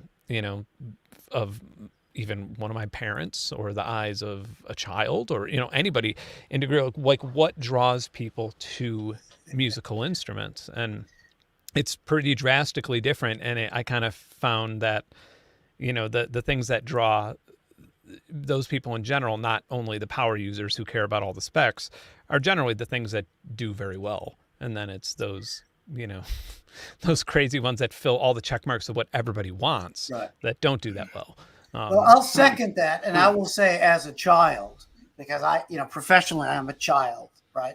I just love to break shit. And as people hire me, guys making sound effects, I'm still 7 years old. I mean, I really am. Yeah. So the way that I approach storytelling and everything in my job is very childlike. And when I'm looking at a program, the more accessible it is for a child like me, right? Mm-hmm. The more useful that's going to be. Like the situation I just described was, we're on the new Matrix movie, right? I had X amount of time to explore new programs. I had 9 minutes, 2.5 minutes. That was it, because I had to deliver. I had to make prototypes, right? They were going to do a temp mix. There was new visuals coming in 4 hours. Working on movies, you just never have time to experiment. And in the very beginning, on the first Matrix, Metasynth came in, and I played with it. And the image synth, and I started putting pick files, and in those days it was tough to do anything cross media. It was very ahead of its time, but it was difficult just handling files. We didn't have digital video yet, right, for one thing, right? But the interface, like going into the tool room, or whatever it's called, the toy room, for me, it was intuitive enough, right? Right away, you see the sliders, it drew me into it. So that intuitiveness in the user interface is key, right? That's what you're saying, Ben. In a Yeah. way, it has to become natural. It's got to become an extension of my fingers and my ears. Yeah, and you know, something I do on this very stream, usually I'm doing software stuff, and one of the things that I so often do, to the pain of many of my viewers, is I will pick up a you know, they'll send me a software and a license key, and I'll say, "Okay, I'm going to install it. I'm going to make sure it runs okay, and then I'm going to stream. I'm not going to learn it beforehand. I'm not going to watch a video on it, because you're going to like, because I feel like the viewer needs that to know like what the pain point is. And I feel like the company also benefits from that too, because so many, especially smaller developers, they don't really have the capability to watch, you know, somebody who works in any professional environment try out their software the first time. They don't even think about it. You know, they think, well, this has this feature, this has this feature. You could read the manual and figure this out, and then you watch somebody do it, and you're like, oh, I should probably 2.0 should probably make this a little bit simpler. No, because life's all about cost-benefit ratios, right? Like I'm raising my sons, I would just try to reduce everything. Every decision you have to make every day, it's a cost-benefit ratio. You know, it really is. And you're looking at a piece of software in my life, and I'm sure most of the Metasynth users, most people out there, right? But for me, it is. I have exactly X number of minutes to learn a new program, and if I can't see what the benefits are very quickly, I just go, okay, what's the cost? Another 12 hours to learn how to forget it. I just move on to and I feel like have to think about that. Yeah, I feel when like I create testing groups. Mm-hmm. I always come in and go, who here doesn't know the program? Yeah. And everybody, you know, when I rebooted the company, that was the thing. Everybody was an expert on the program that was helping us test. I said, I need people who have never seen this before. Right. Yeah. Because their feedback is gold. It's a lot like video games too, where, you know, when you have a video game where like the controls and what you're supposed to be doing in the video game, when it takes too long for somebody to figure out how that is, or if it's not fun to figure that out, because that's also part of it too, is you could introduce a very complex tool to somebody, but you have to make it kind of fun and intuitive to learn how that works. One of the greatest examples and greatest challenges of this world is the Empress Zoya pedal, or the Euro Bureau module, if you're familiar with this. I have two of them in my module over there, but they're I mean, it's just basically a bunch of little buttons that can turn different lights, and you could assign different modules to them, and then you could hold down a button, hold down another button, and then connect that to another module, and you could make an album on this little pedal. Literally, you can make an ambient album on it. I pretty much have almost done it with the amount of videos I've done on this thing. I've traveled across the country with it, using that as my only tool, you know. Oh, that's the one where you were like out in the field. Yeah, in Death Valley, like, yeah. I was blown away. I was like, wow. Yeah, and you know, I feel like so many people just are like, I cannot get around this interface, and I'm like, but it's so easy once you get past that first 10 minutes. But it is that 10 minutes. And I've tried making videos where it's like, this is how we can make a sequencer with one note be randomized, but fitting into a scale, you know, and still it's had a little bit of trouble, you know, just because, the user interface is just not immediately understandable. And that applies to a lot of things, like street signs, like freeway signs. You know, I when I'm driving in a city I don't know, or I only vaguely know, it's like, obviously the signage is for people that know the city really, really well. Yeah. So because true. I miss every single turn off, right? Because that was the 592 back there. And, you know, so what you are just describing, Kevin, it needs to apply to everyone, like civil engineers. And everything that, when you get an expert doing the expert job, they will do it based on experts. And guess what? Experts don't need to know where that turnoff is. No. What was that? The famous freeway sign in LA that wasn't fixed for 10, 20, 30 something years. And the guy finally fixed it, went up there in the middle of the night and fixed it illegally. And eventually now, and they kept taking it down. He kept putting it back up, and now it's the official sign because Wow. it works. That is like the most LA thing I've ever heard. I love that. I think I that's gotta the find most. out which sign that is. Yeah, if there's like Look it one up. defining story to a city, I feel like that might be it. Yeah, That's Yeah, for so some reason that novices- just seems very, very LA to me.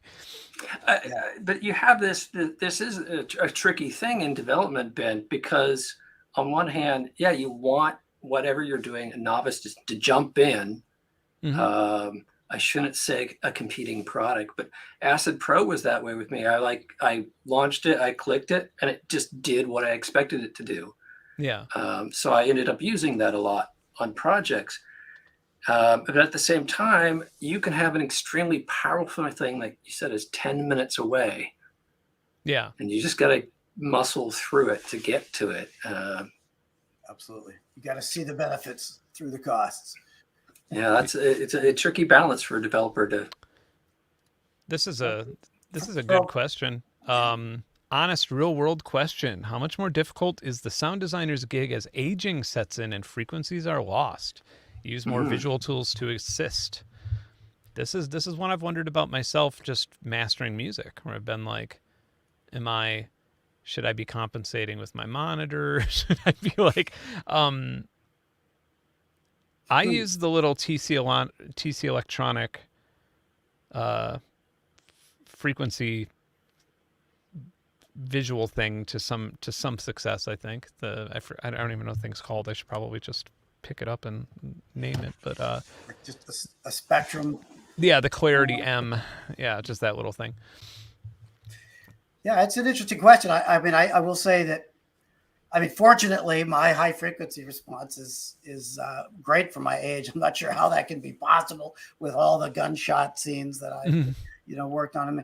But when I was younger, I would be mixing on movies, and the mixers would be usually older, guys in their 50s, late 50s, early 60s, and the dialogue mixer. When they would be notching, this is really in the analog days, right? They'd have to notch out frequencies in the dialogue, but they could not hear them. They could not hear 6K, much less Really? 8K and 10K Wow. and 12K. So they knew that I could hear that. So I would be sitting there.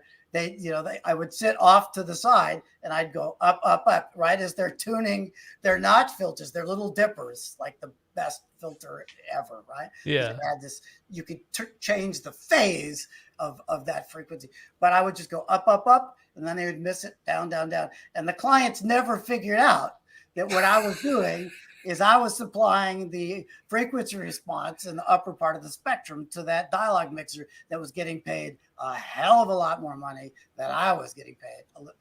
Sure. Right. But it became kind of clear that was a key part of their job. Like a dialogue mixer is cleaning stuff up, and you do kind of evolve with it. And of course you compensate, right? Your brain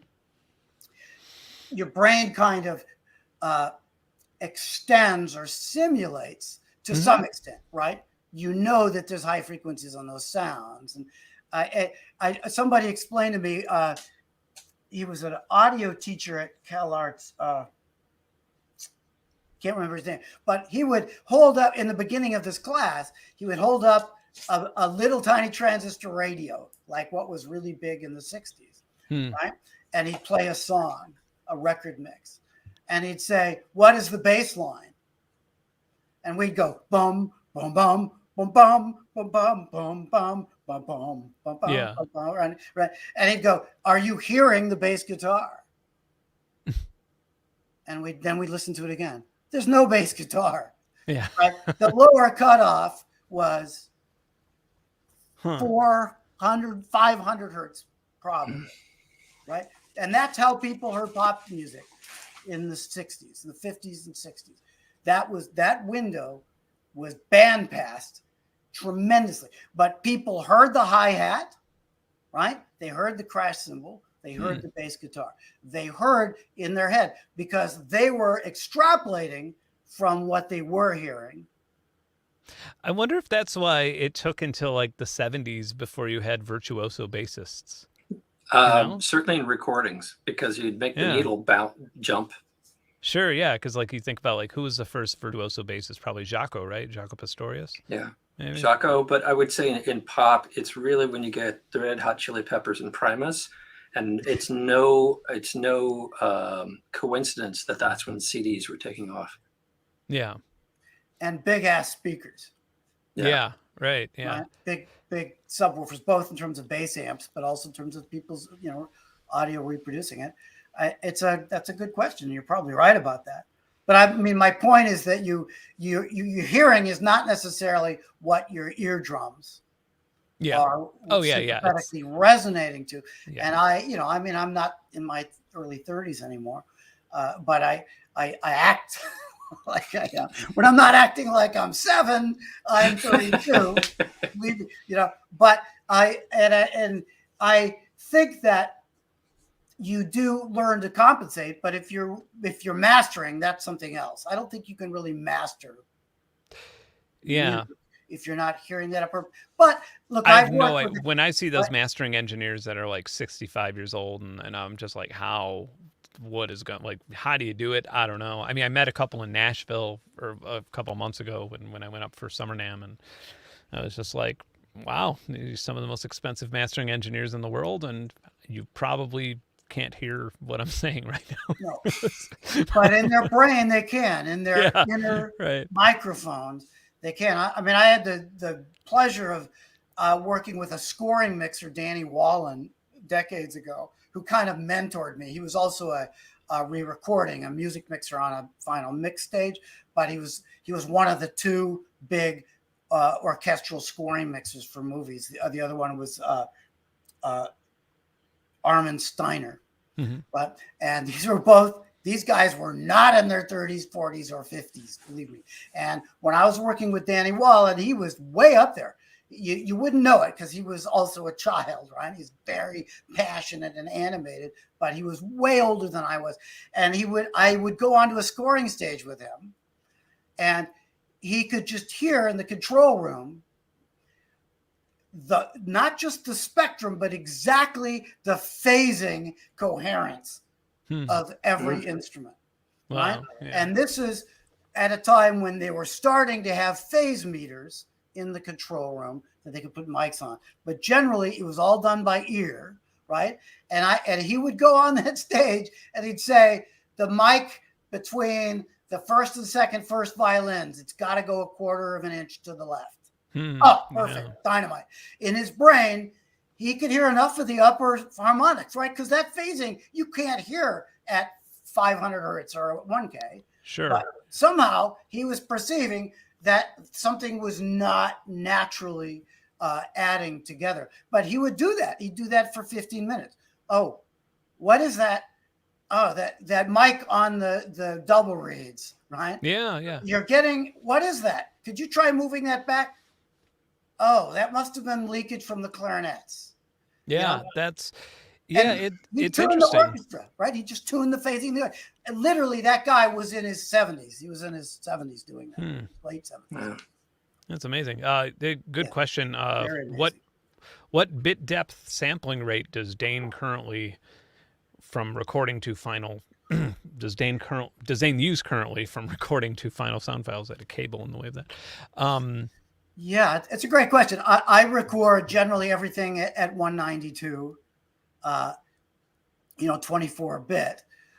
When we are mixing, it's always 48, 24-bit. When we record, like in the Matrix Resurrections, we recorded all of the gunshots. Yeah. For that movie. Brian Watkins and John Fasal recorded everything in 32-bit. Yeah, I was going to say, 32-bit has changed my life. I'm just like, like I don't look at the volume. I don't look at the mic volume knob. I just go, and it's always perfect. It's amazing. It's incredible. Yeah. It's a kind of capture that makes you not have to worry so much of that, right? Mm-hmm.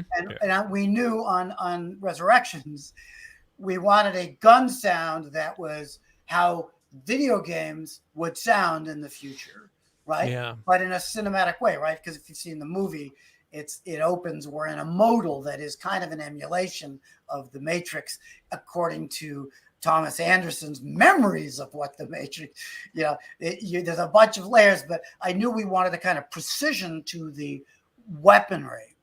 Yeah. That was too real to be real. Like there's a line that Smith says, right? It's so real. It looks so real. It must be fake. And we wanted the gunshots to sound so real. They must be fake. And what the 32-bit allowed us to do, because we didn't have to worry about exactly that line of overload, right? Back to the distortion discussion. Yep. Like, yeah. I play a lot of musical instruments, but the one I'm best at is a Nagra. Mm-hmm. The Kudelski Nagra, which is, my analog field recorder, because I knew whether I was recording guns or cars or doors slamming or whatever, I knew exactly how much I could overload the tape, the 1/4-inch tape. Yeah. And I would listen in playback. I was hearing the actual recording, right? So you learn to just live with that delay. But I knew exactly at what point the overload, the tape saturation sounded real, like distortion, like something really friggin' loud, and at what point it sounded fake, right? Yeah. Like mechanical, electronic crap, unusable crap. So I got very good at writing the digit, as did John and Brian and all the great sound effects recordists through history. They knew it, but with 32-bit, you save that for later, right? Yeah. So we just captured everything as crystal clear as we could, and then we played with it when Brian he also edited all of the guns and Resurrection. So he played with that line to create the overload that you want for that particular microphone, right? But on other microphones, obviously the more distant microphones, you want it to be that pure capture in your surrounds. Yeah. So that is a huge breakthrough. That is huge. And I haven't started recording other stuff generally. You can't really cut in 32 because you have thousands of tracks. Yeah. Right? And there are limitations to the amount of data. But I'm hoping at some point we mix in 96, but 96 has never even really been practical on a complicated movie just because of the amount of bits going through. But yeah, that's generally how I do. In the movie that I'm starting, there is a car that is a major character, a real car. And we're going to record that all. First of all, we're going to get the hopefully the manufacturer to make some modifications to make it sound more monstrous and more animal than it really is, right? Because luxury cars generally are engineered to sound like shit. Yeah. Sound like nothing, right? Not just electric cars, but even gas. So in this case, we want it to sound, we want to hear the stressing, right, of that engine. As the character arc develops through this movie, it changes a lot over the 90 minutes. So we want to have it physically not sound like a smoothly operating $120,000 car, but we want to record it in a way, right, that we're getting that, whatever that performance happens, on the set at the racetrack where we're going to record it. But then we're going to play with that the clip gain, right, to simulate the overload that we would have gotten, not that long ago, right? Yeah, I would say like the workflow that I typically do now, especially like impulse response or anything like that, is I'll just take an ambisonic, like a Rode ambisonic, and a Zoom F6, which is a 32-bit. It's like actually, I think I have it here if you want to see what it looks like. Yeah. Somewhere over here. I have a lot of Zooms, but I got to get one of those. Yeah, it's one of these little guys. I mean, it's like a completely different build. Yeah, it's like made out of metal and all that. So that it records 32-bit, and basically you just make sure that it's not clipping. You just punch the microphone, whatever, make sure it's not clipping, and then record whatever, and then normalize it. And I bring all the files in, and I just normalize them all in batch process, and it's fine. It's like somebody mentioned in the chat that they wouldn't be able to tell the difference between 24 and 32, and I agree you wouldn't, but the point is that you basically, your noise floor is pretty much non-existent with 32-bit. So. But it's just kind of like the sampling rate question. You may not hear the difference, but when you're manipulating sound, big difference. Yeah. Like, right, my dream 25 years ago was to record with a really high sampling rate so I could pitch stuff down 6 octaves and it would sound perfectly natural. And that happened. And when 96 became available in Pro Tools and then 192, that changed my life completely, right? Because now I could get those upper harmonics. Now 5 octaves down wasn't like this. You know, now it was just crystal clear upper harmonic structure, and a bunch of movies that I did was using that upper harmonics that you can't hear as a human. People would always ask me, why do you want to record things you can't hear? I mean, the answer is obvious, because I'm manipulating to tell a story ultimately in the world of the human hearing spectrum. But when I'm working, it's not that. It's amazing. And when you have 24-bit, that gave you much more of a window to work with, and 32-bit gives you a huge window. And like the situation you're describing, and when we record guns or cars, the limiting factor then becomes just the mic. Right? How much SPL can each mic handle? I was about to say, like, I got kind of it's like a year and a half ago, I had a bunch of wasps or a bunch of hornets on my roof, and I called the pest control guy and I was like, I got a question for you. And he was like, is it about bats? And I was like, no. And he was like, oh, because you have a bat infestation in your attic. And I was like, right, and he was expecting me to go, what? No. But I was like, really? What kind of bats? And he's like, I don't know the species, but they're there. And, they're basically like on the outer end of your attic, and that's where they're nesting. And so you're going to record them that night. For sure. Yeah. Immediately hit up a company that makes, biological microphones for biological recording and data tracking and stuff. And got a bat microphone, used deep learning analysis to figure out what the species was. But what I was really amazed by was they sort of like downsampled it in real time, so you could hear like a fake version of what the bats sound like. And if you've ever heard those like bat recordings where they're just kind of sound like they have these weird sounds, that's not what they sound like at all. That's just like the weird software that they typically use, so you could like hear them in real time. It's transposed into our reality, that's all. Yeah, and so it's like the sounds that the planets make, right? That they record out in space. Of course, like yeah. 50 octaves down, so we can hear it as audio. Yeah, and so I took it and actually recorded it at a very high, sample rate, and then slowed it down to the bat's time perception. And I noticed that I always thought it was odd, because I have like an acre of woods on my land in the back of my house. And then in the front, I live in a cul-de-sac, and all the bats, they basically come out the back and they go out into the front.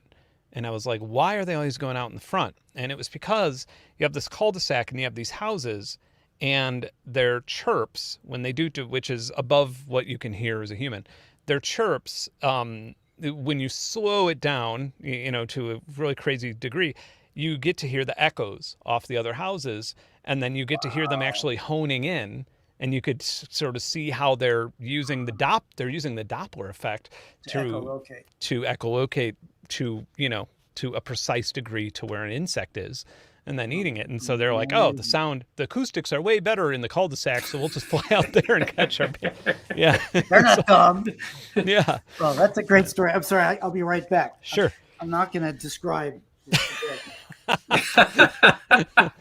That's my trademark. Just describe what I'm doing in the bathroom. Yeah. So what's next in the Metasynth realm right now? What's your That's a good question. I obviously, and I don't want anybody to get too excited too fast, but obviously getting it ported to Windows is would be number one in my mind. Yeah. And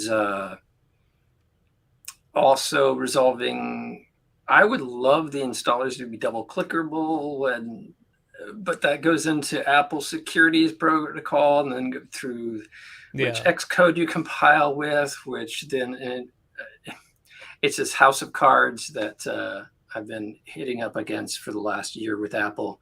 And so I'd like to not wake up in the morning and have that either one of those on my mind. That's Sure. Yeah.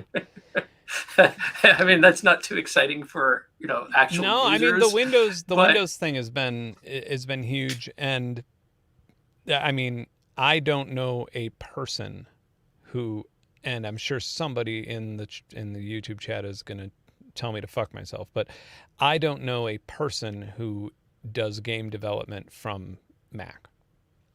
And that's a huge world, like that's what I was kind of thinking about. I was like, well, there's a type of musician who would use Metasynth, and it's not the largest demographic, but when you think of game sound developers, that is a PC world 100%. Like that's Windows and sometimes Linux, and Agreed. And so I've been running a survey the last year, and we've got over 200 responses. And once you get over 200 responses in a survey, usually the statistics are stable. They're not going to change much. Yeah. So I just presented that to Eric in a PDF form tonight. And just imagine. So I'm planting seeds. In a PowerPoint presentation. You can ask my wife for that. I listen to every single thing every person says, and it goes in my mental hopper. Right. And so I will do everything in my power to help customers get what they want. And that is obviously very high on folks' lists. Now, what has been heartwarming over this last now 3.5 years is people will say, this software means so much to me, I will go buy a Mac to run this application. That's what I did. And that blows my mind when I hear that. Yeah, that's 100% what I did. I remember, I don't know if it was you that I spoke to or if this is sort of one of the original, the funniest things is when I first reached out to you about the video, you were able to find my file from when I bought Metasynth when I was, barely growing facial hair. And, and that was, I know all. Yeah, I was like, wow, they really keep records. That's amazing. And at that time, I think I bought a G3 or something just for Metasynth. Like that was the sole reason. And this time around, Metasynth talked me into a MacBook. Like it was, because I don't have a problem with Mac, and I should own. Now I have like 3 Macs because now I'm like working on a project that has like development software that only works on Intel Macs. It's just like, oh my God. But it's like now I have like the M1 and then the Intel one and then like a earlier generation one, and they're all minis, and I plug them in for each different stupid. Anyway, we're in the final phase of that one. So. Yes. Hopefully, I'll get people that will say to me in emails, Steve Jobs must be rolling over in his grave right now. And I said, I don't think you understand the history. This is what Steve Jobs wanted 20 years ago and didn't get it. And we've all been living in this quasi-hybrid universe since 1998. And they'll say, well, how do you know that? I said, well, I was at Apple at the time. Yeah. These little black boxes started showing up and all the staff started disappearing around me. And so my hope, knowing that history, is that we've effectively arrived at where Jobs wanted to take the company in 98, 99, but all the software businesses said no. Yeah. Right. He wanted it. Apple was dead. I think the date I left, I watched an interview with him, and I knew the date I had left Apple, and he had said in this interview that there was like 5 to 10 days after that date before everything was going to be shut down, and that would be the end of the company. So when people say, well, Apple this, I'm like, no, Apple went out of business in 98. Yeah. Next Computer bought out Apple. Like, no, Apple bought it next. Yeah, that was the brilliant strategy. Get the other company to buy you out. Yeah. And then you take their logo and put on your gear, which was the next box and AppKit, the OS that is now the only, it's AppKit and iOS. That's Apple now. Yeah. That's the next OS. It's just, it's been this trying to keep the old OS going and the new OS transition, and that just turned into about 20 years of a transition. Yeah. So my hope is, rather than every 5 years we have to buy a whole new Mac platform and a whole new software to run it on the new OS, I'm hoping that this is now we've set. I hope. Other than the Intel transition still lingering, my hope is the next decade we're on the platform. Yeah. The one true Apple. This comment here, the M1 Plus, I'm gonna push back on that. I don't think that M1 Plus is going to be a very popular game. I don't think it's going to usher Mac into the world of gaming, unfortunately. And this is just from like preliminary benchmarks that I've looked at. I know that, yeah, I've also seen some benchmarks, and this is mostly from benchmarks I've looked at with people doing like 4K and 6K raw video editing, and being like, not yet, which, you know, it's just one of those things. I suppose like now if you have a video card, or if you're editing 4K or 6K or 8K raw, you just need an NVIDIA box. Like you just need something that has two 3080s in it or something like that, and that's just kind of inevitable at this point. But unfortunately, which is terrible with crypto mining and everything, because you can't find one. But you don't think that using the different multi-cores and being able to customize them in a single box, I think that's where I see them. Like there is no M1 Mac Pro, right? Yeah. So whatever they're planning, it turns into a bit of a chicken and the egg thing, right? Like like you've experienced at UI, or you and I, like, you know, basically, like, now think of it like DaVinci Resolve now has to, or Blackmagic for DaVinci Resolve, they now have to, you know, they have to make a build that optimizes that whole new code base, or that whole new, you know, which for them, they're probably like, you know, most of our users are now using RTX cards, so we're gonna, you know, maybe do this at some point. We'll see. We'll look at the market research. And we're just looking at a decade, right? You know, we're looking at a while.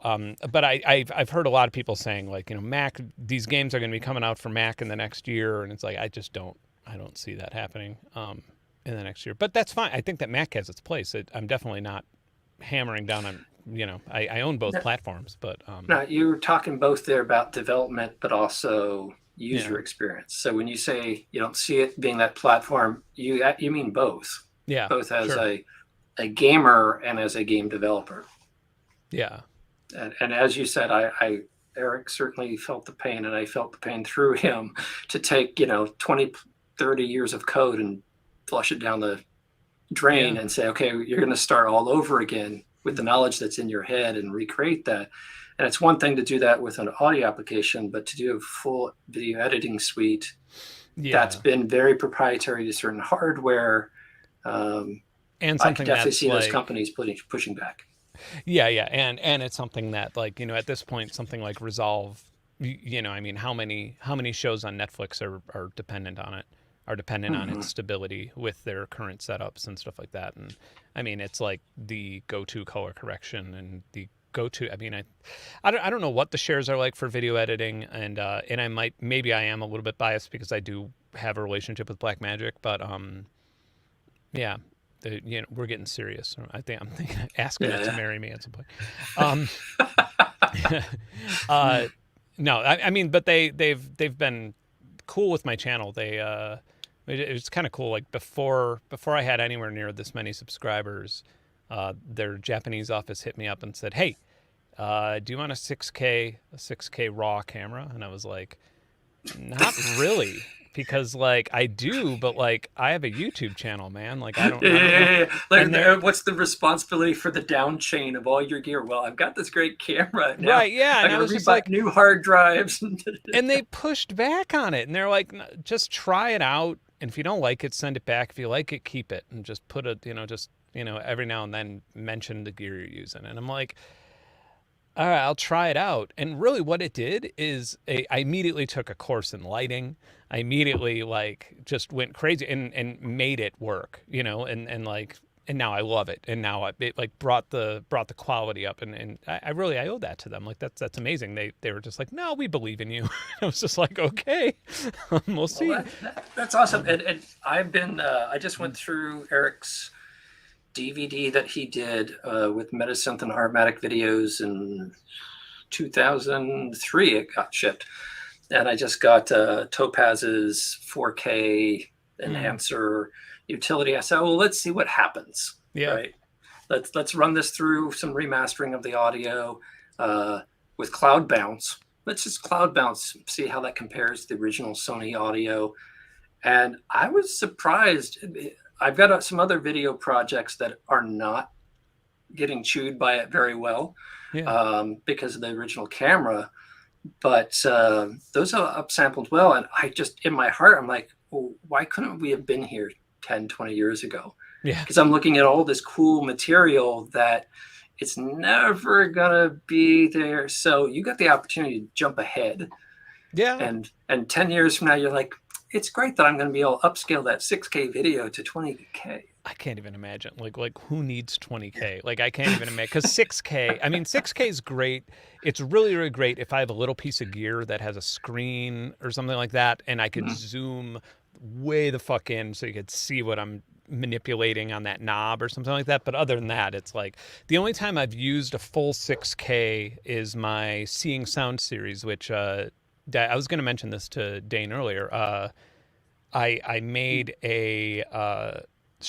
basically something called a Schlerin camera, where you can see basically the atmosphere. And so I was looking at sound waves at 1,000 frames per second, so you could see the sound waves in the air moving across, which was it's to actually see the air density. Yeah, like because like if you breathe in front of a Schlerin camera, for example, you have to like set up this. You have to create astigmatisms. It's a fun physics experiment. You have to use parabolic mirrors, and you basically are splitting light. You're basically using diffraction around a razor blade into a camera lens, right? Okay. And that's coming from But when you, for example, one of the first things I did was test my COVID masks, and because I could see all of the air coming out of my mouth and coming back in, and the way I was breathing, and so I was coughing in various COVID masks, and immediately able to find out which one was the best. Like to like it was gross. Like it was like, ew, this is disgusting. Look at what's coming out of my face every time I breathe. You can see it coming out of your nose, like just like, oh my god. Yeah. But yeah, it's part of my Seeing Sound series. Another one I did in there was non-Newtonian fluid, and I used sound frequencies to try and create Lichtenberg figures, or like trees or lightning bolt, like natural, using harmonics. And then the third one, I did acoustic levitation, which I now share a patent with. So that's fun. But that's cool. Yeah, since we're into physics, and since this is going on probably longer than anybody had imagined, we got to end this with I want to hear everybody's take on if we're living in a simulation. Yeah, that's a good wrap up. Yeah. I say no. I would say most definitely yes. Yeah. Yeah. I mean, we already know that this TV remote is almost all empty space. Yes. Yeah. It's the space between the pieces of the atoms is all of it to a huge degree, right? So it's just a simulation of solidity. Yeah. That, my species and other species on Earth have evolved to think this is a solid object that my solid object finger runs up against. So is that virtual or not? Is that a simulation? Yes, it is. We don't exist in reality. We can't perceive reality, like what you're just talking about, what you're using that camera Yeah. See, so is that more real or less real? It also goes back to your question about hearing. All different species of, organisms hear things in a completely different way. Just like we can't hear what bats hear, we can't even hear what dogs hear. Mm-hmm. So what's real? You get into color vision, right? Like we have, what do we have? 2.5 color receptors or something. Dogs and cats, I think, just have 2. There are some creatures that have 4. Yeah. Like flowers. We can't see flowers at all. We don't have the color receptors to see flowers, right? We just see like this almost completely black and white gray version of what a flower has evolved to display for the benefit of the color receptors of insects. Yeah. Right. So what's real? But we could see a lot of green. So I'm going to challenge you on this. Just one thought to think about why I answered the way I answered. When you look at UFO stories, the idea of unidentified flying objects, not flying saucers, and you look back in history and you look at the descriptions of these UFO experiences, they align with the technology of their day. So if you look at 1900 and they said this ship came down from the sky, this being came out. He's usually a professor wearing tweed, and his UFO is what you would describe as a balloon. So it's like people describing balloons who've never seen balloons. So when I hear is it virtual? I go, well, virtual is the hot model right now. Yeah. Our reality model. So I say no to that. I'd say it's just yet another linguistic and conceptual model that we're applying to what is real, which is that things are completely empty and are just these fields. Sure. But when you say virtual, it implies that there's a big computer somewhere, just beyond the moon. And so what I'd say is it depends how you're defining reality to begin with, whether you're defining it's virtualized. Yeah, I guess I should have probably been, because I suppose if we talk about just what consciousness is in general, I mean that's a series I've literally been writing for 3.5 years now, and I'm just still trying to move forward with it. That's a much bigger discussion. But are we living in a computer simulation? Are we living in a matrix essentially? Well, if you look at virtually all the theologies, right, that humans have developed and evolved, the answer is yes. Yeah. So, and I think, Kevin, what you're saying in a way supports my answer, right? It is a simulation because it isn't real. And it's not just UFOs. Obviously, it's aliens and spirit world, spirit creatures, right? It's always, once people have a picture in their head of what a demon looks like, everyone has demon dreams that look the same, right? It's the same with aliens. Right. Aliens are all about some drawing that somebody made or something, or somebody that wore a costume that anyway, there's lots of examples, right? Yeah. And they become the dominant version of that for a period of time until the next dominant version comes in. And you see this when you look at the long view. So I like to frame this question more, Ben, as are things solid, right? And that's where Dane's like, what is a solid, right? There's the Platonic solids, right? We have the Greek idea that they're actual real triangles and real squares somewhere. Now we know that's completely off the table. Mm-hmm. Yeah, like the Greek. We do know that, but we do know that your experience day to day with fields ensures that your hands don't go through this laptop set. So my question back to both of you guys is, does it matter? Oh yeah, I mean it is the most important question and the least important question at the same time, right? Like it changes absolutely nothing, but it changes everything, but it also changes nothing. It's like that's the great irony of it. But I guess it's like when it comes down to like what makes up the things around us, as we go down to smaller than our red blood cells and go into ultraviolet wavelength size, and then down to helium atoms and everything else, eventually it all just turns into vibration. Like everything is just vibration. And then, we have Like a wave. Right. Yeah. Everything turns into a wave, and it just turns into energy. And then we have, the Higgs boson, which is assigning what becomes what, which becomes what we feel, apparently.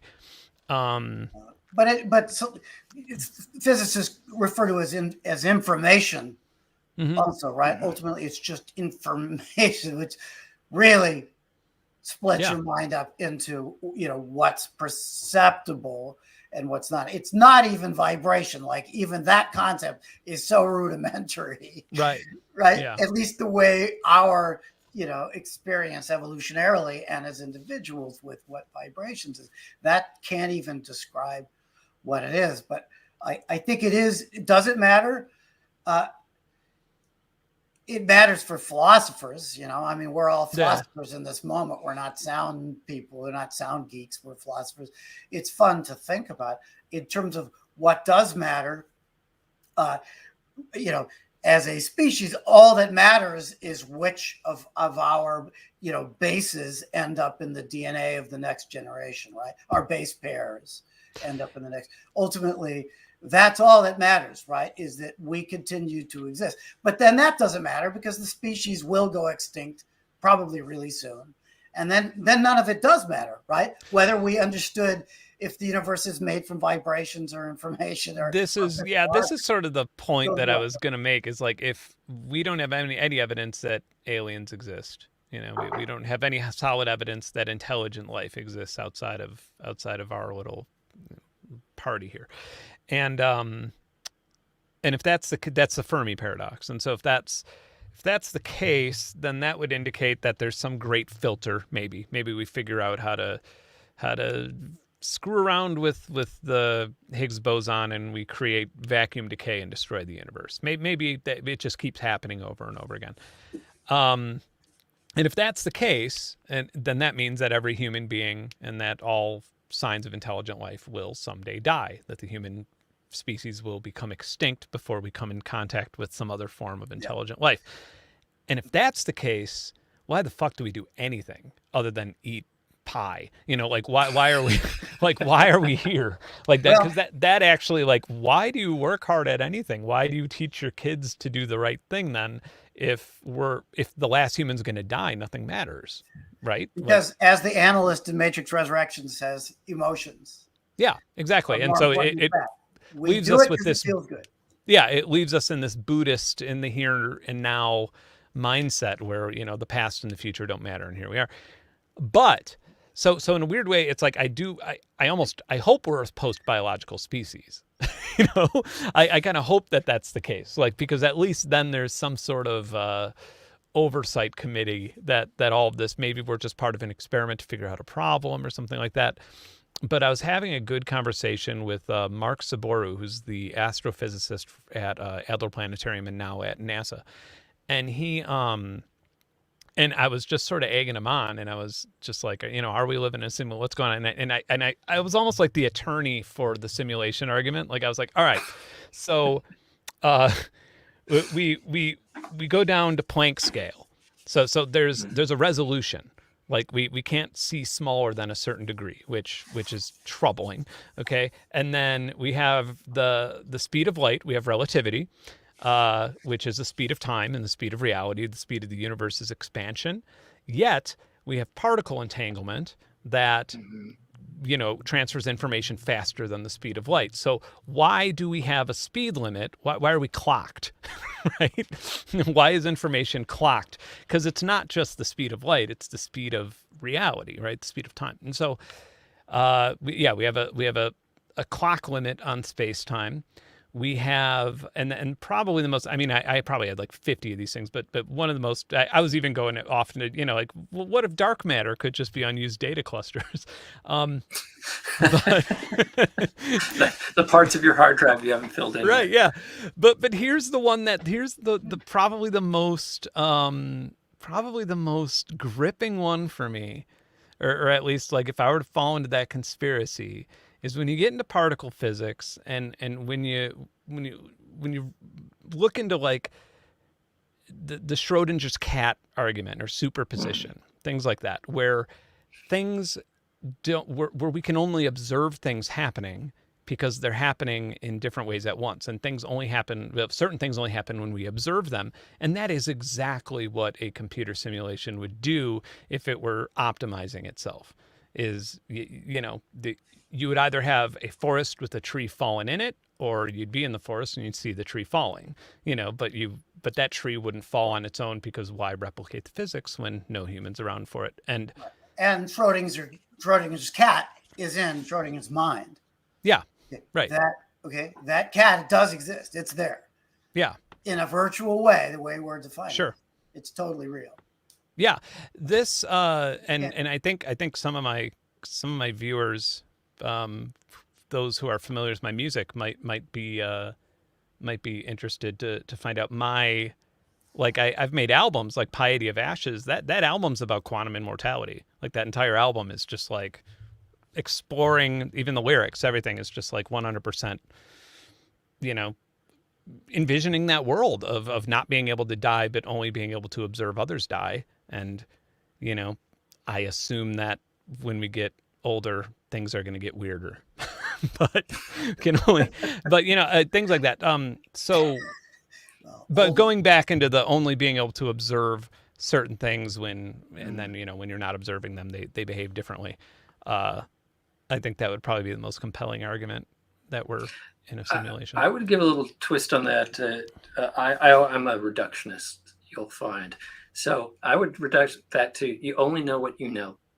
Yeah, sure. The possibilities are open until you know what you know. Mm-hmm.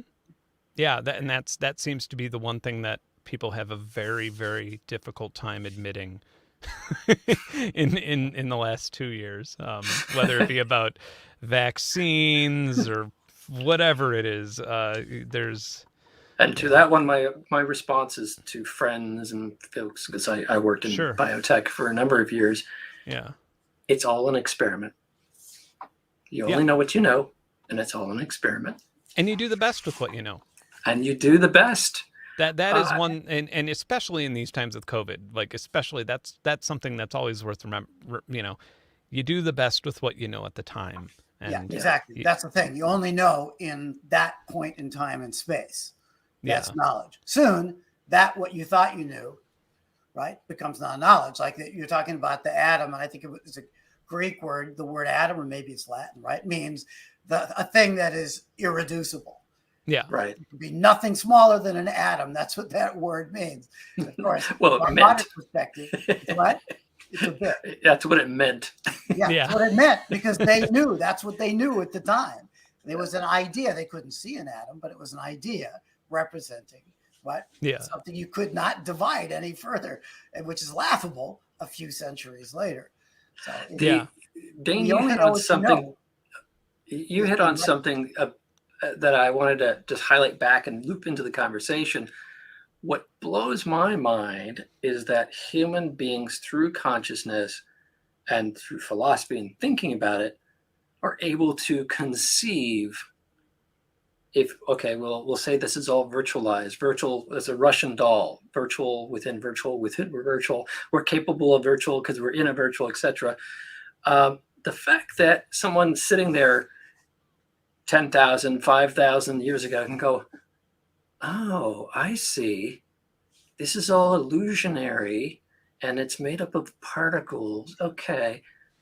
The fact that our consciousness can do that is quite extraordinary. Yeah. Yeah, absolutely. And why? Why did our brains evolve to be able to come to those conclusions? Ooh, that's a great question. Yeah. What is the driver?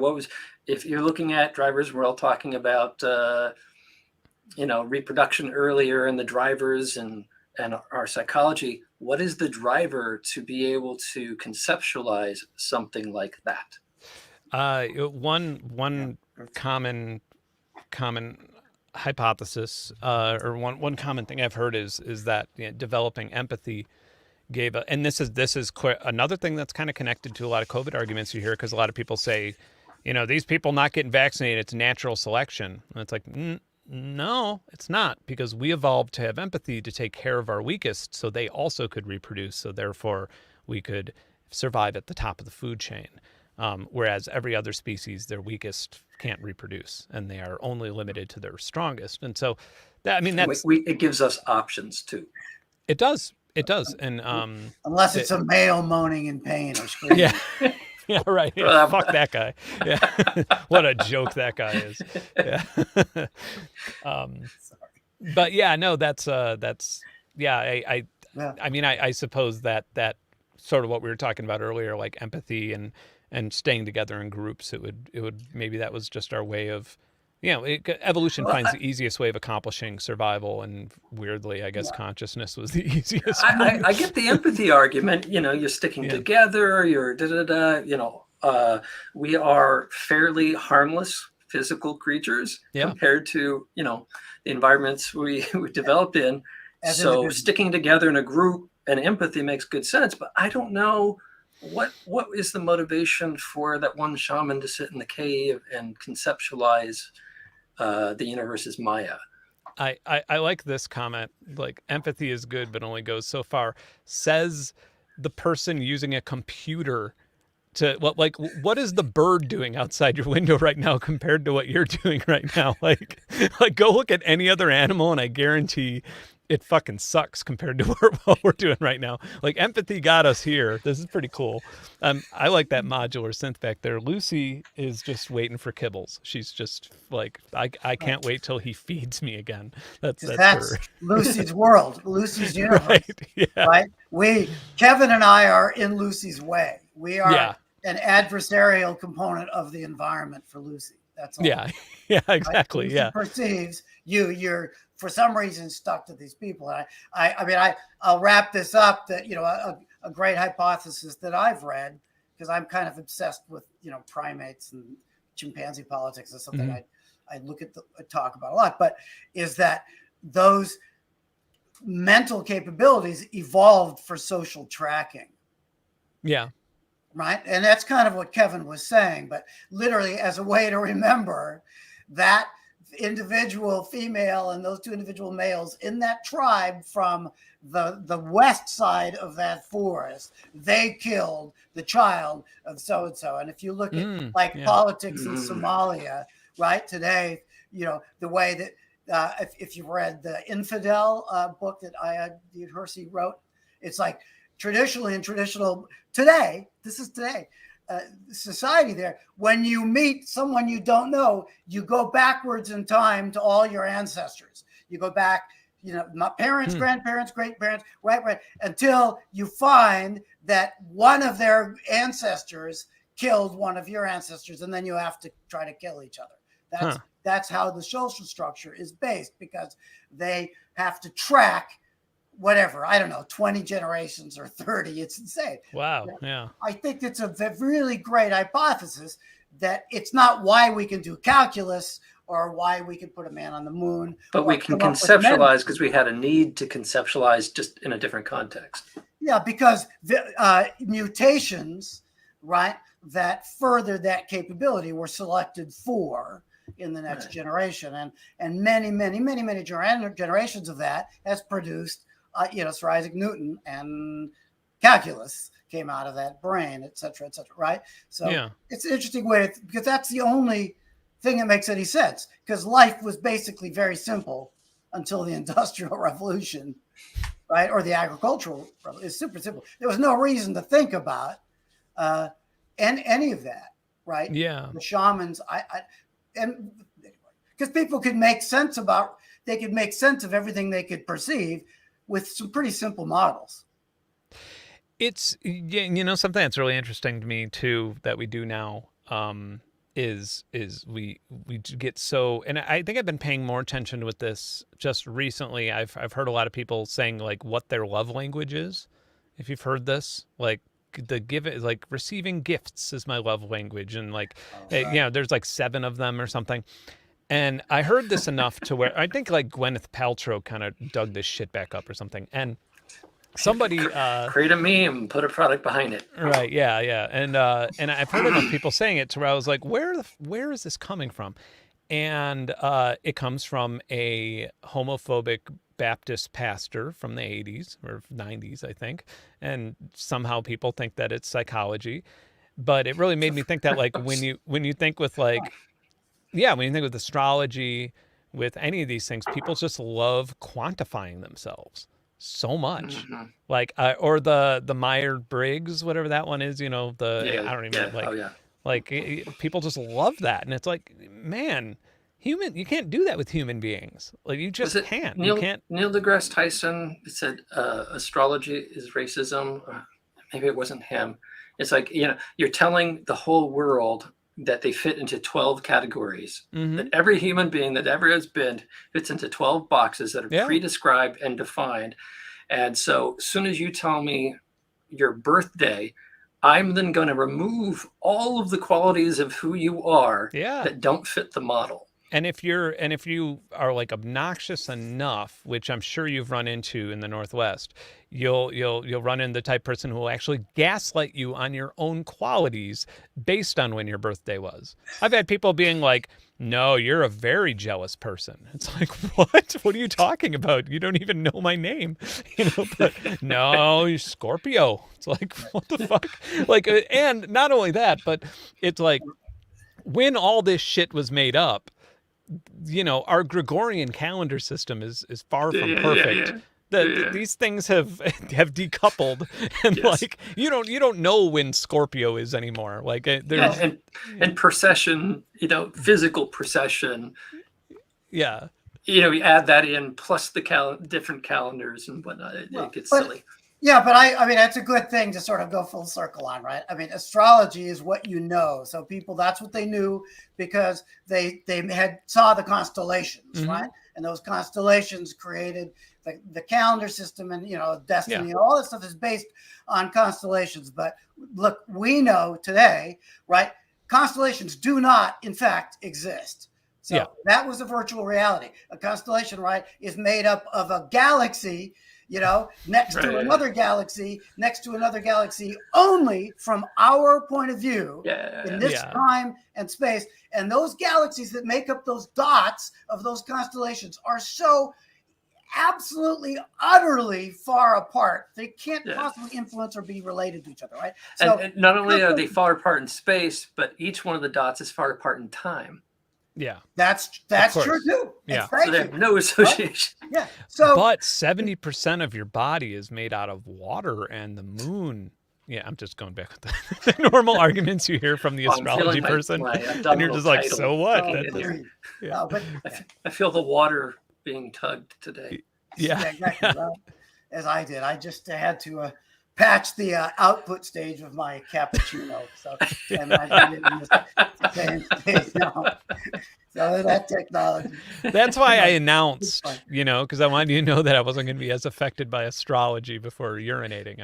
I decided to just let everybody, just so you knew, you'd be like, he's probably going to be a little bit more on edge now because the calming effect of the moon and his body water weight or whatever.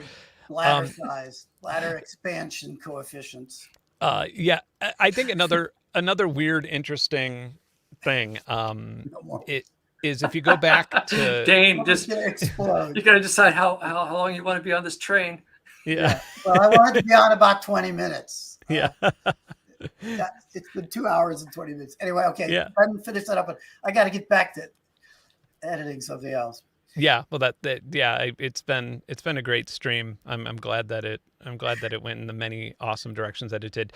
It was a really fun stream. I'm very happy. Well, let me cut you off though. Finish what you were going to say. I was going to go on a whole other tangent. You don't want to go there. I was quick. I mean, in a very brief way, I was going to say, when we think about simulations, and I think what the simulacra and simulation, the book that the Matrix was kind of initially, the script was sort of inspired by, that sort of actually lends to something like the Spanish flu, for example. If you read how many people died in the Spanish flu, I believe the estimates are between 17 and 100 million people died, right? And so that's a whole lot of people that are unaccounted for that were fathers and mothers and soldiers fighting in a massive world war, that were even being, counted by their military ranks and all this stuff. And so that's kind of alarming that we have that many people that, probably like within realistic estimates of the best, I think it's between like 17 and 50 million is what most people think. But that's still more than 30 million human lives that had families, that had generals, that had all these things that are completely unaccounted for, and we don't know if they existed or if they didn't. And any one of us could make up a story about our great-great-grandfather who was in the war and did this, and anybody would believe it, and there'd be no way to prove it or disprove it, which then lends to say what is real and what isn't, other than what we're experiencing right now. And in 200 years, will Donald Trump be remembered as a great socialist? Or who knows? Let's not go there, please. But right, I just have two responses to that, right? One is that those people that are unaccounted for, they only exist if their genes are in our gene pool today, right? Yeah. That is one way to define reality. If they are somebody's great-great-great-grandfather, they existed. If not, if all of their genes were lost, right, because all of their descendants died, they honestly didn't exist in a sense. Yeah. But the other interesting thing is, do you know why it's called the Spanish flu?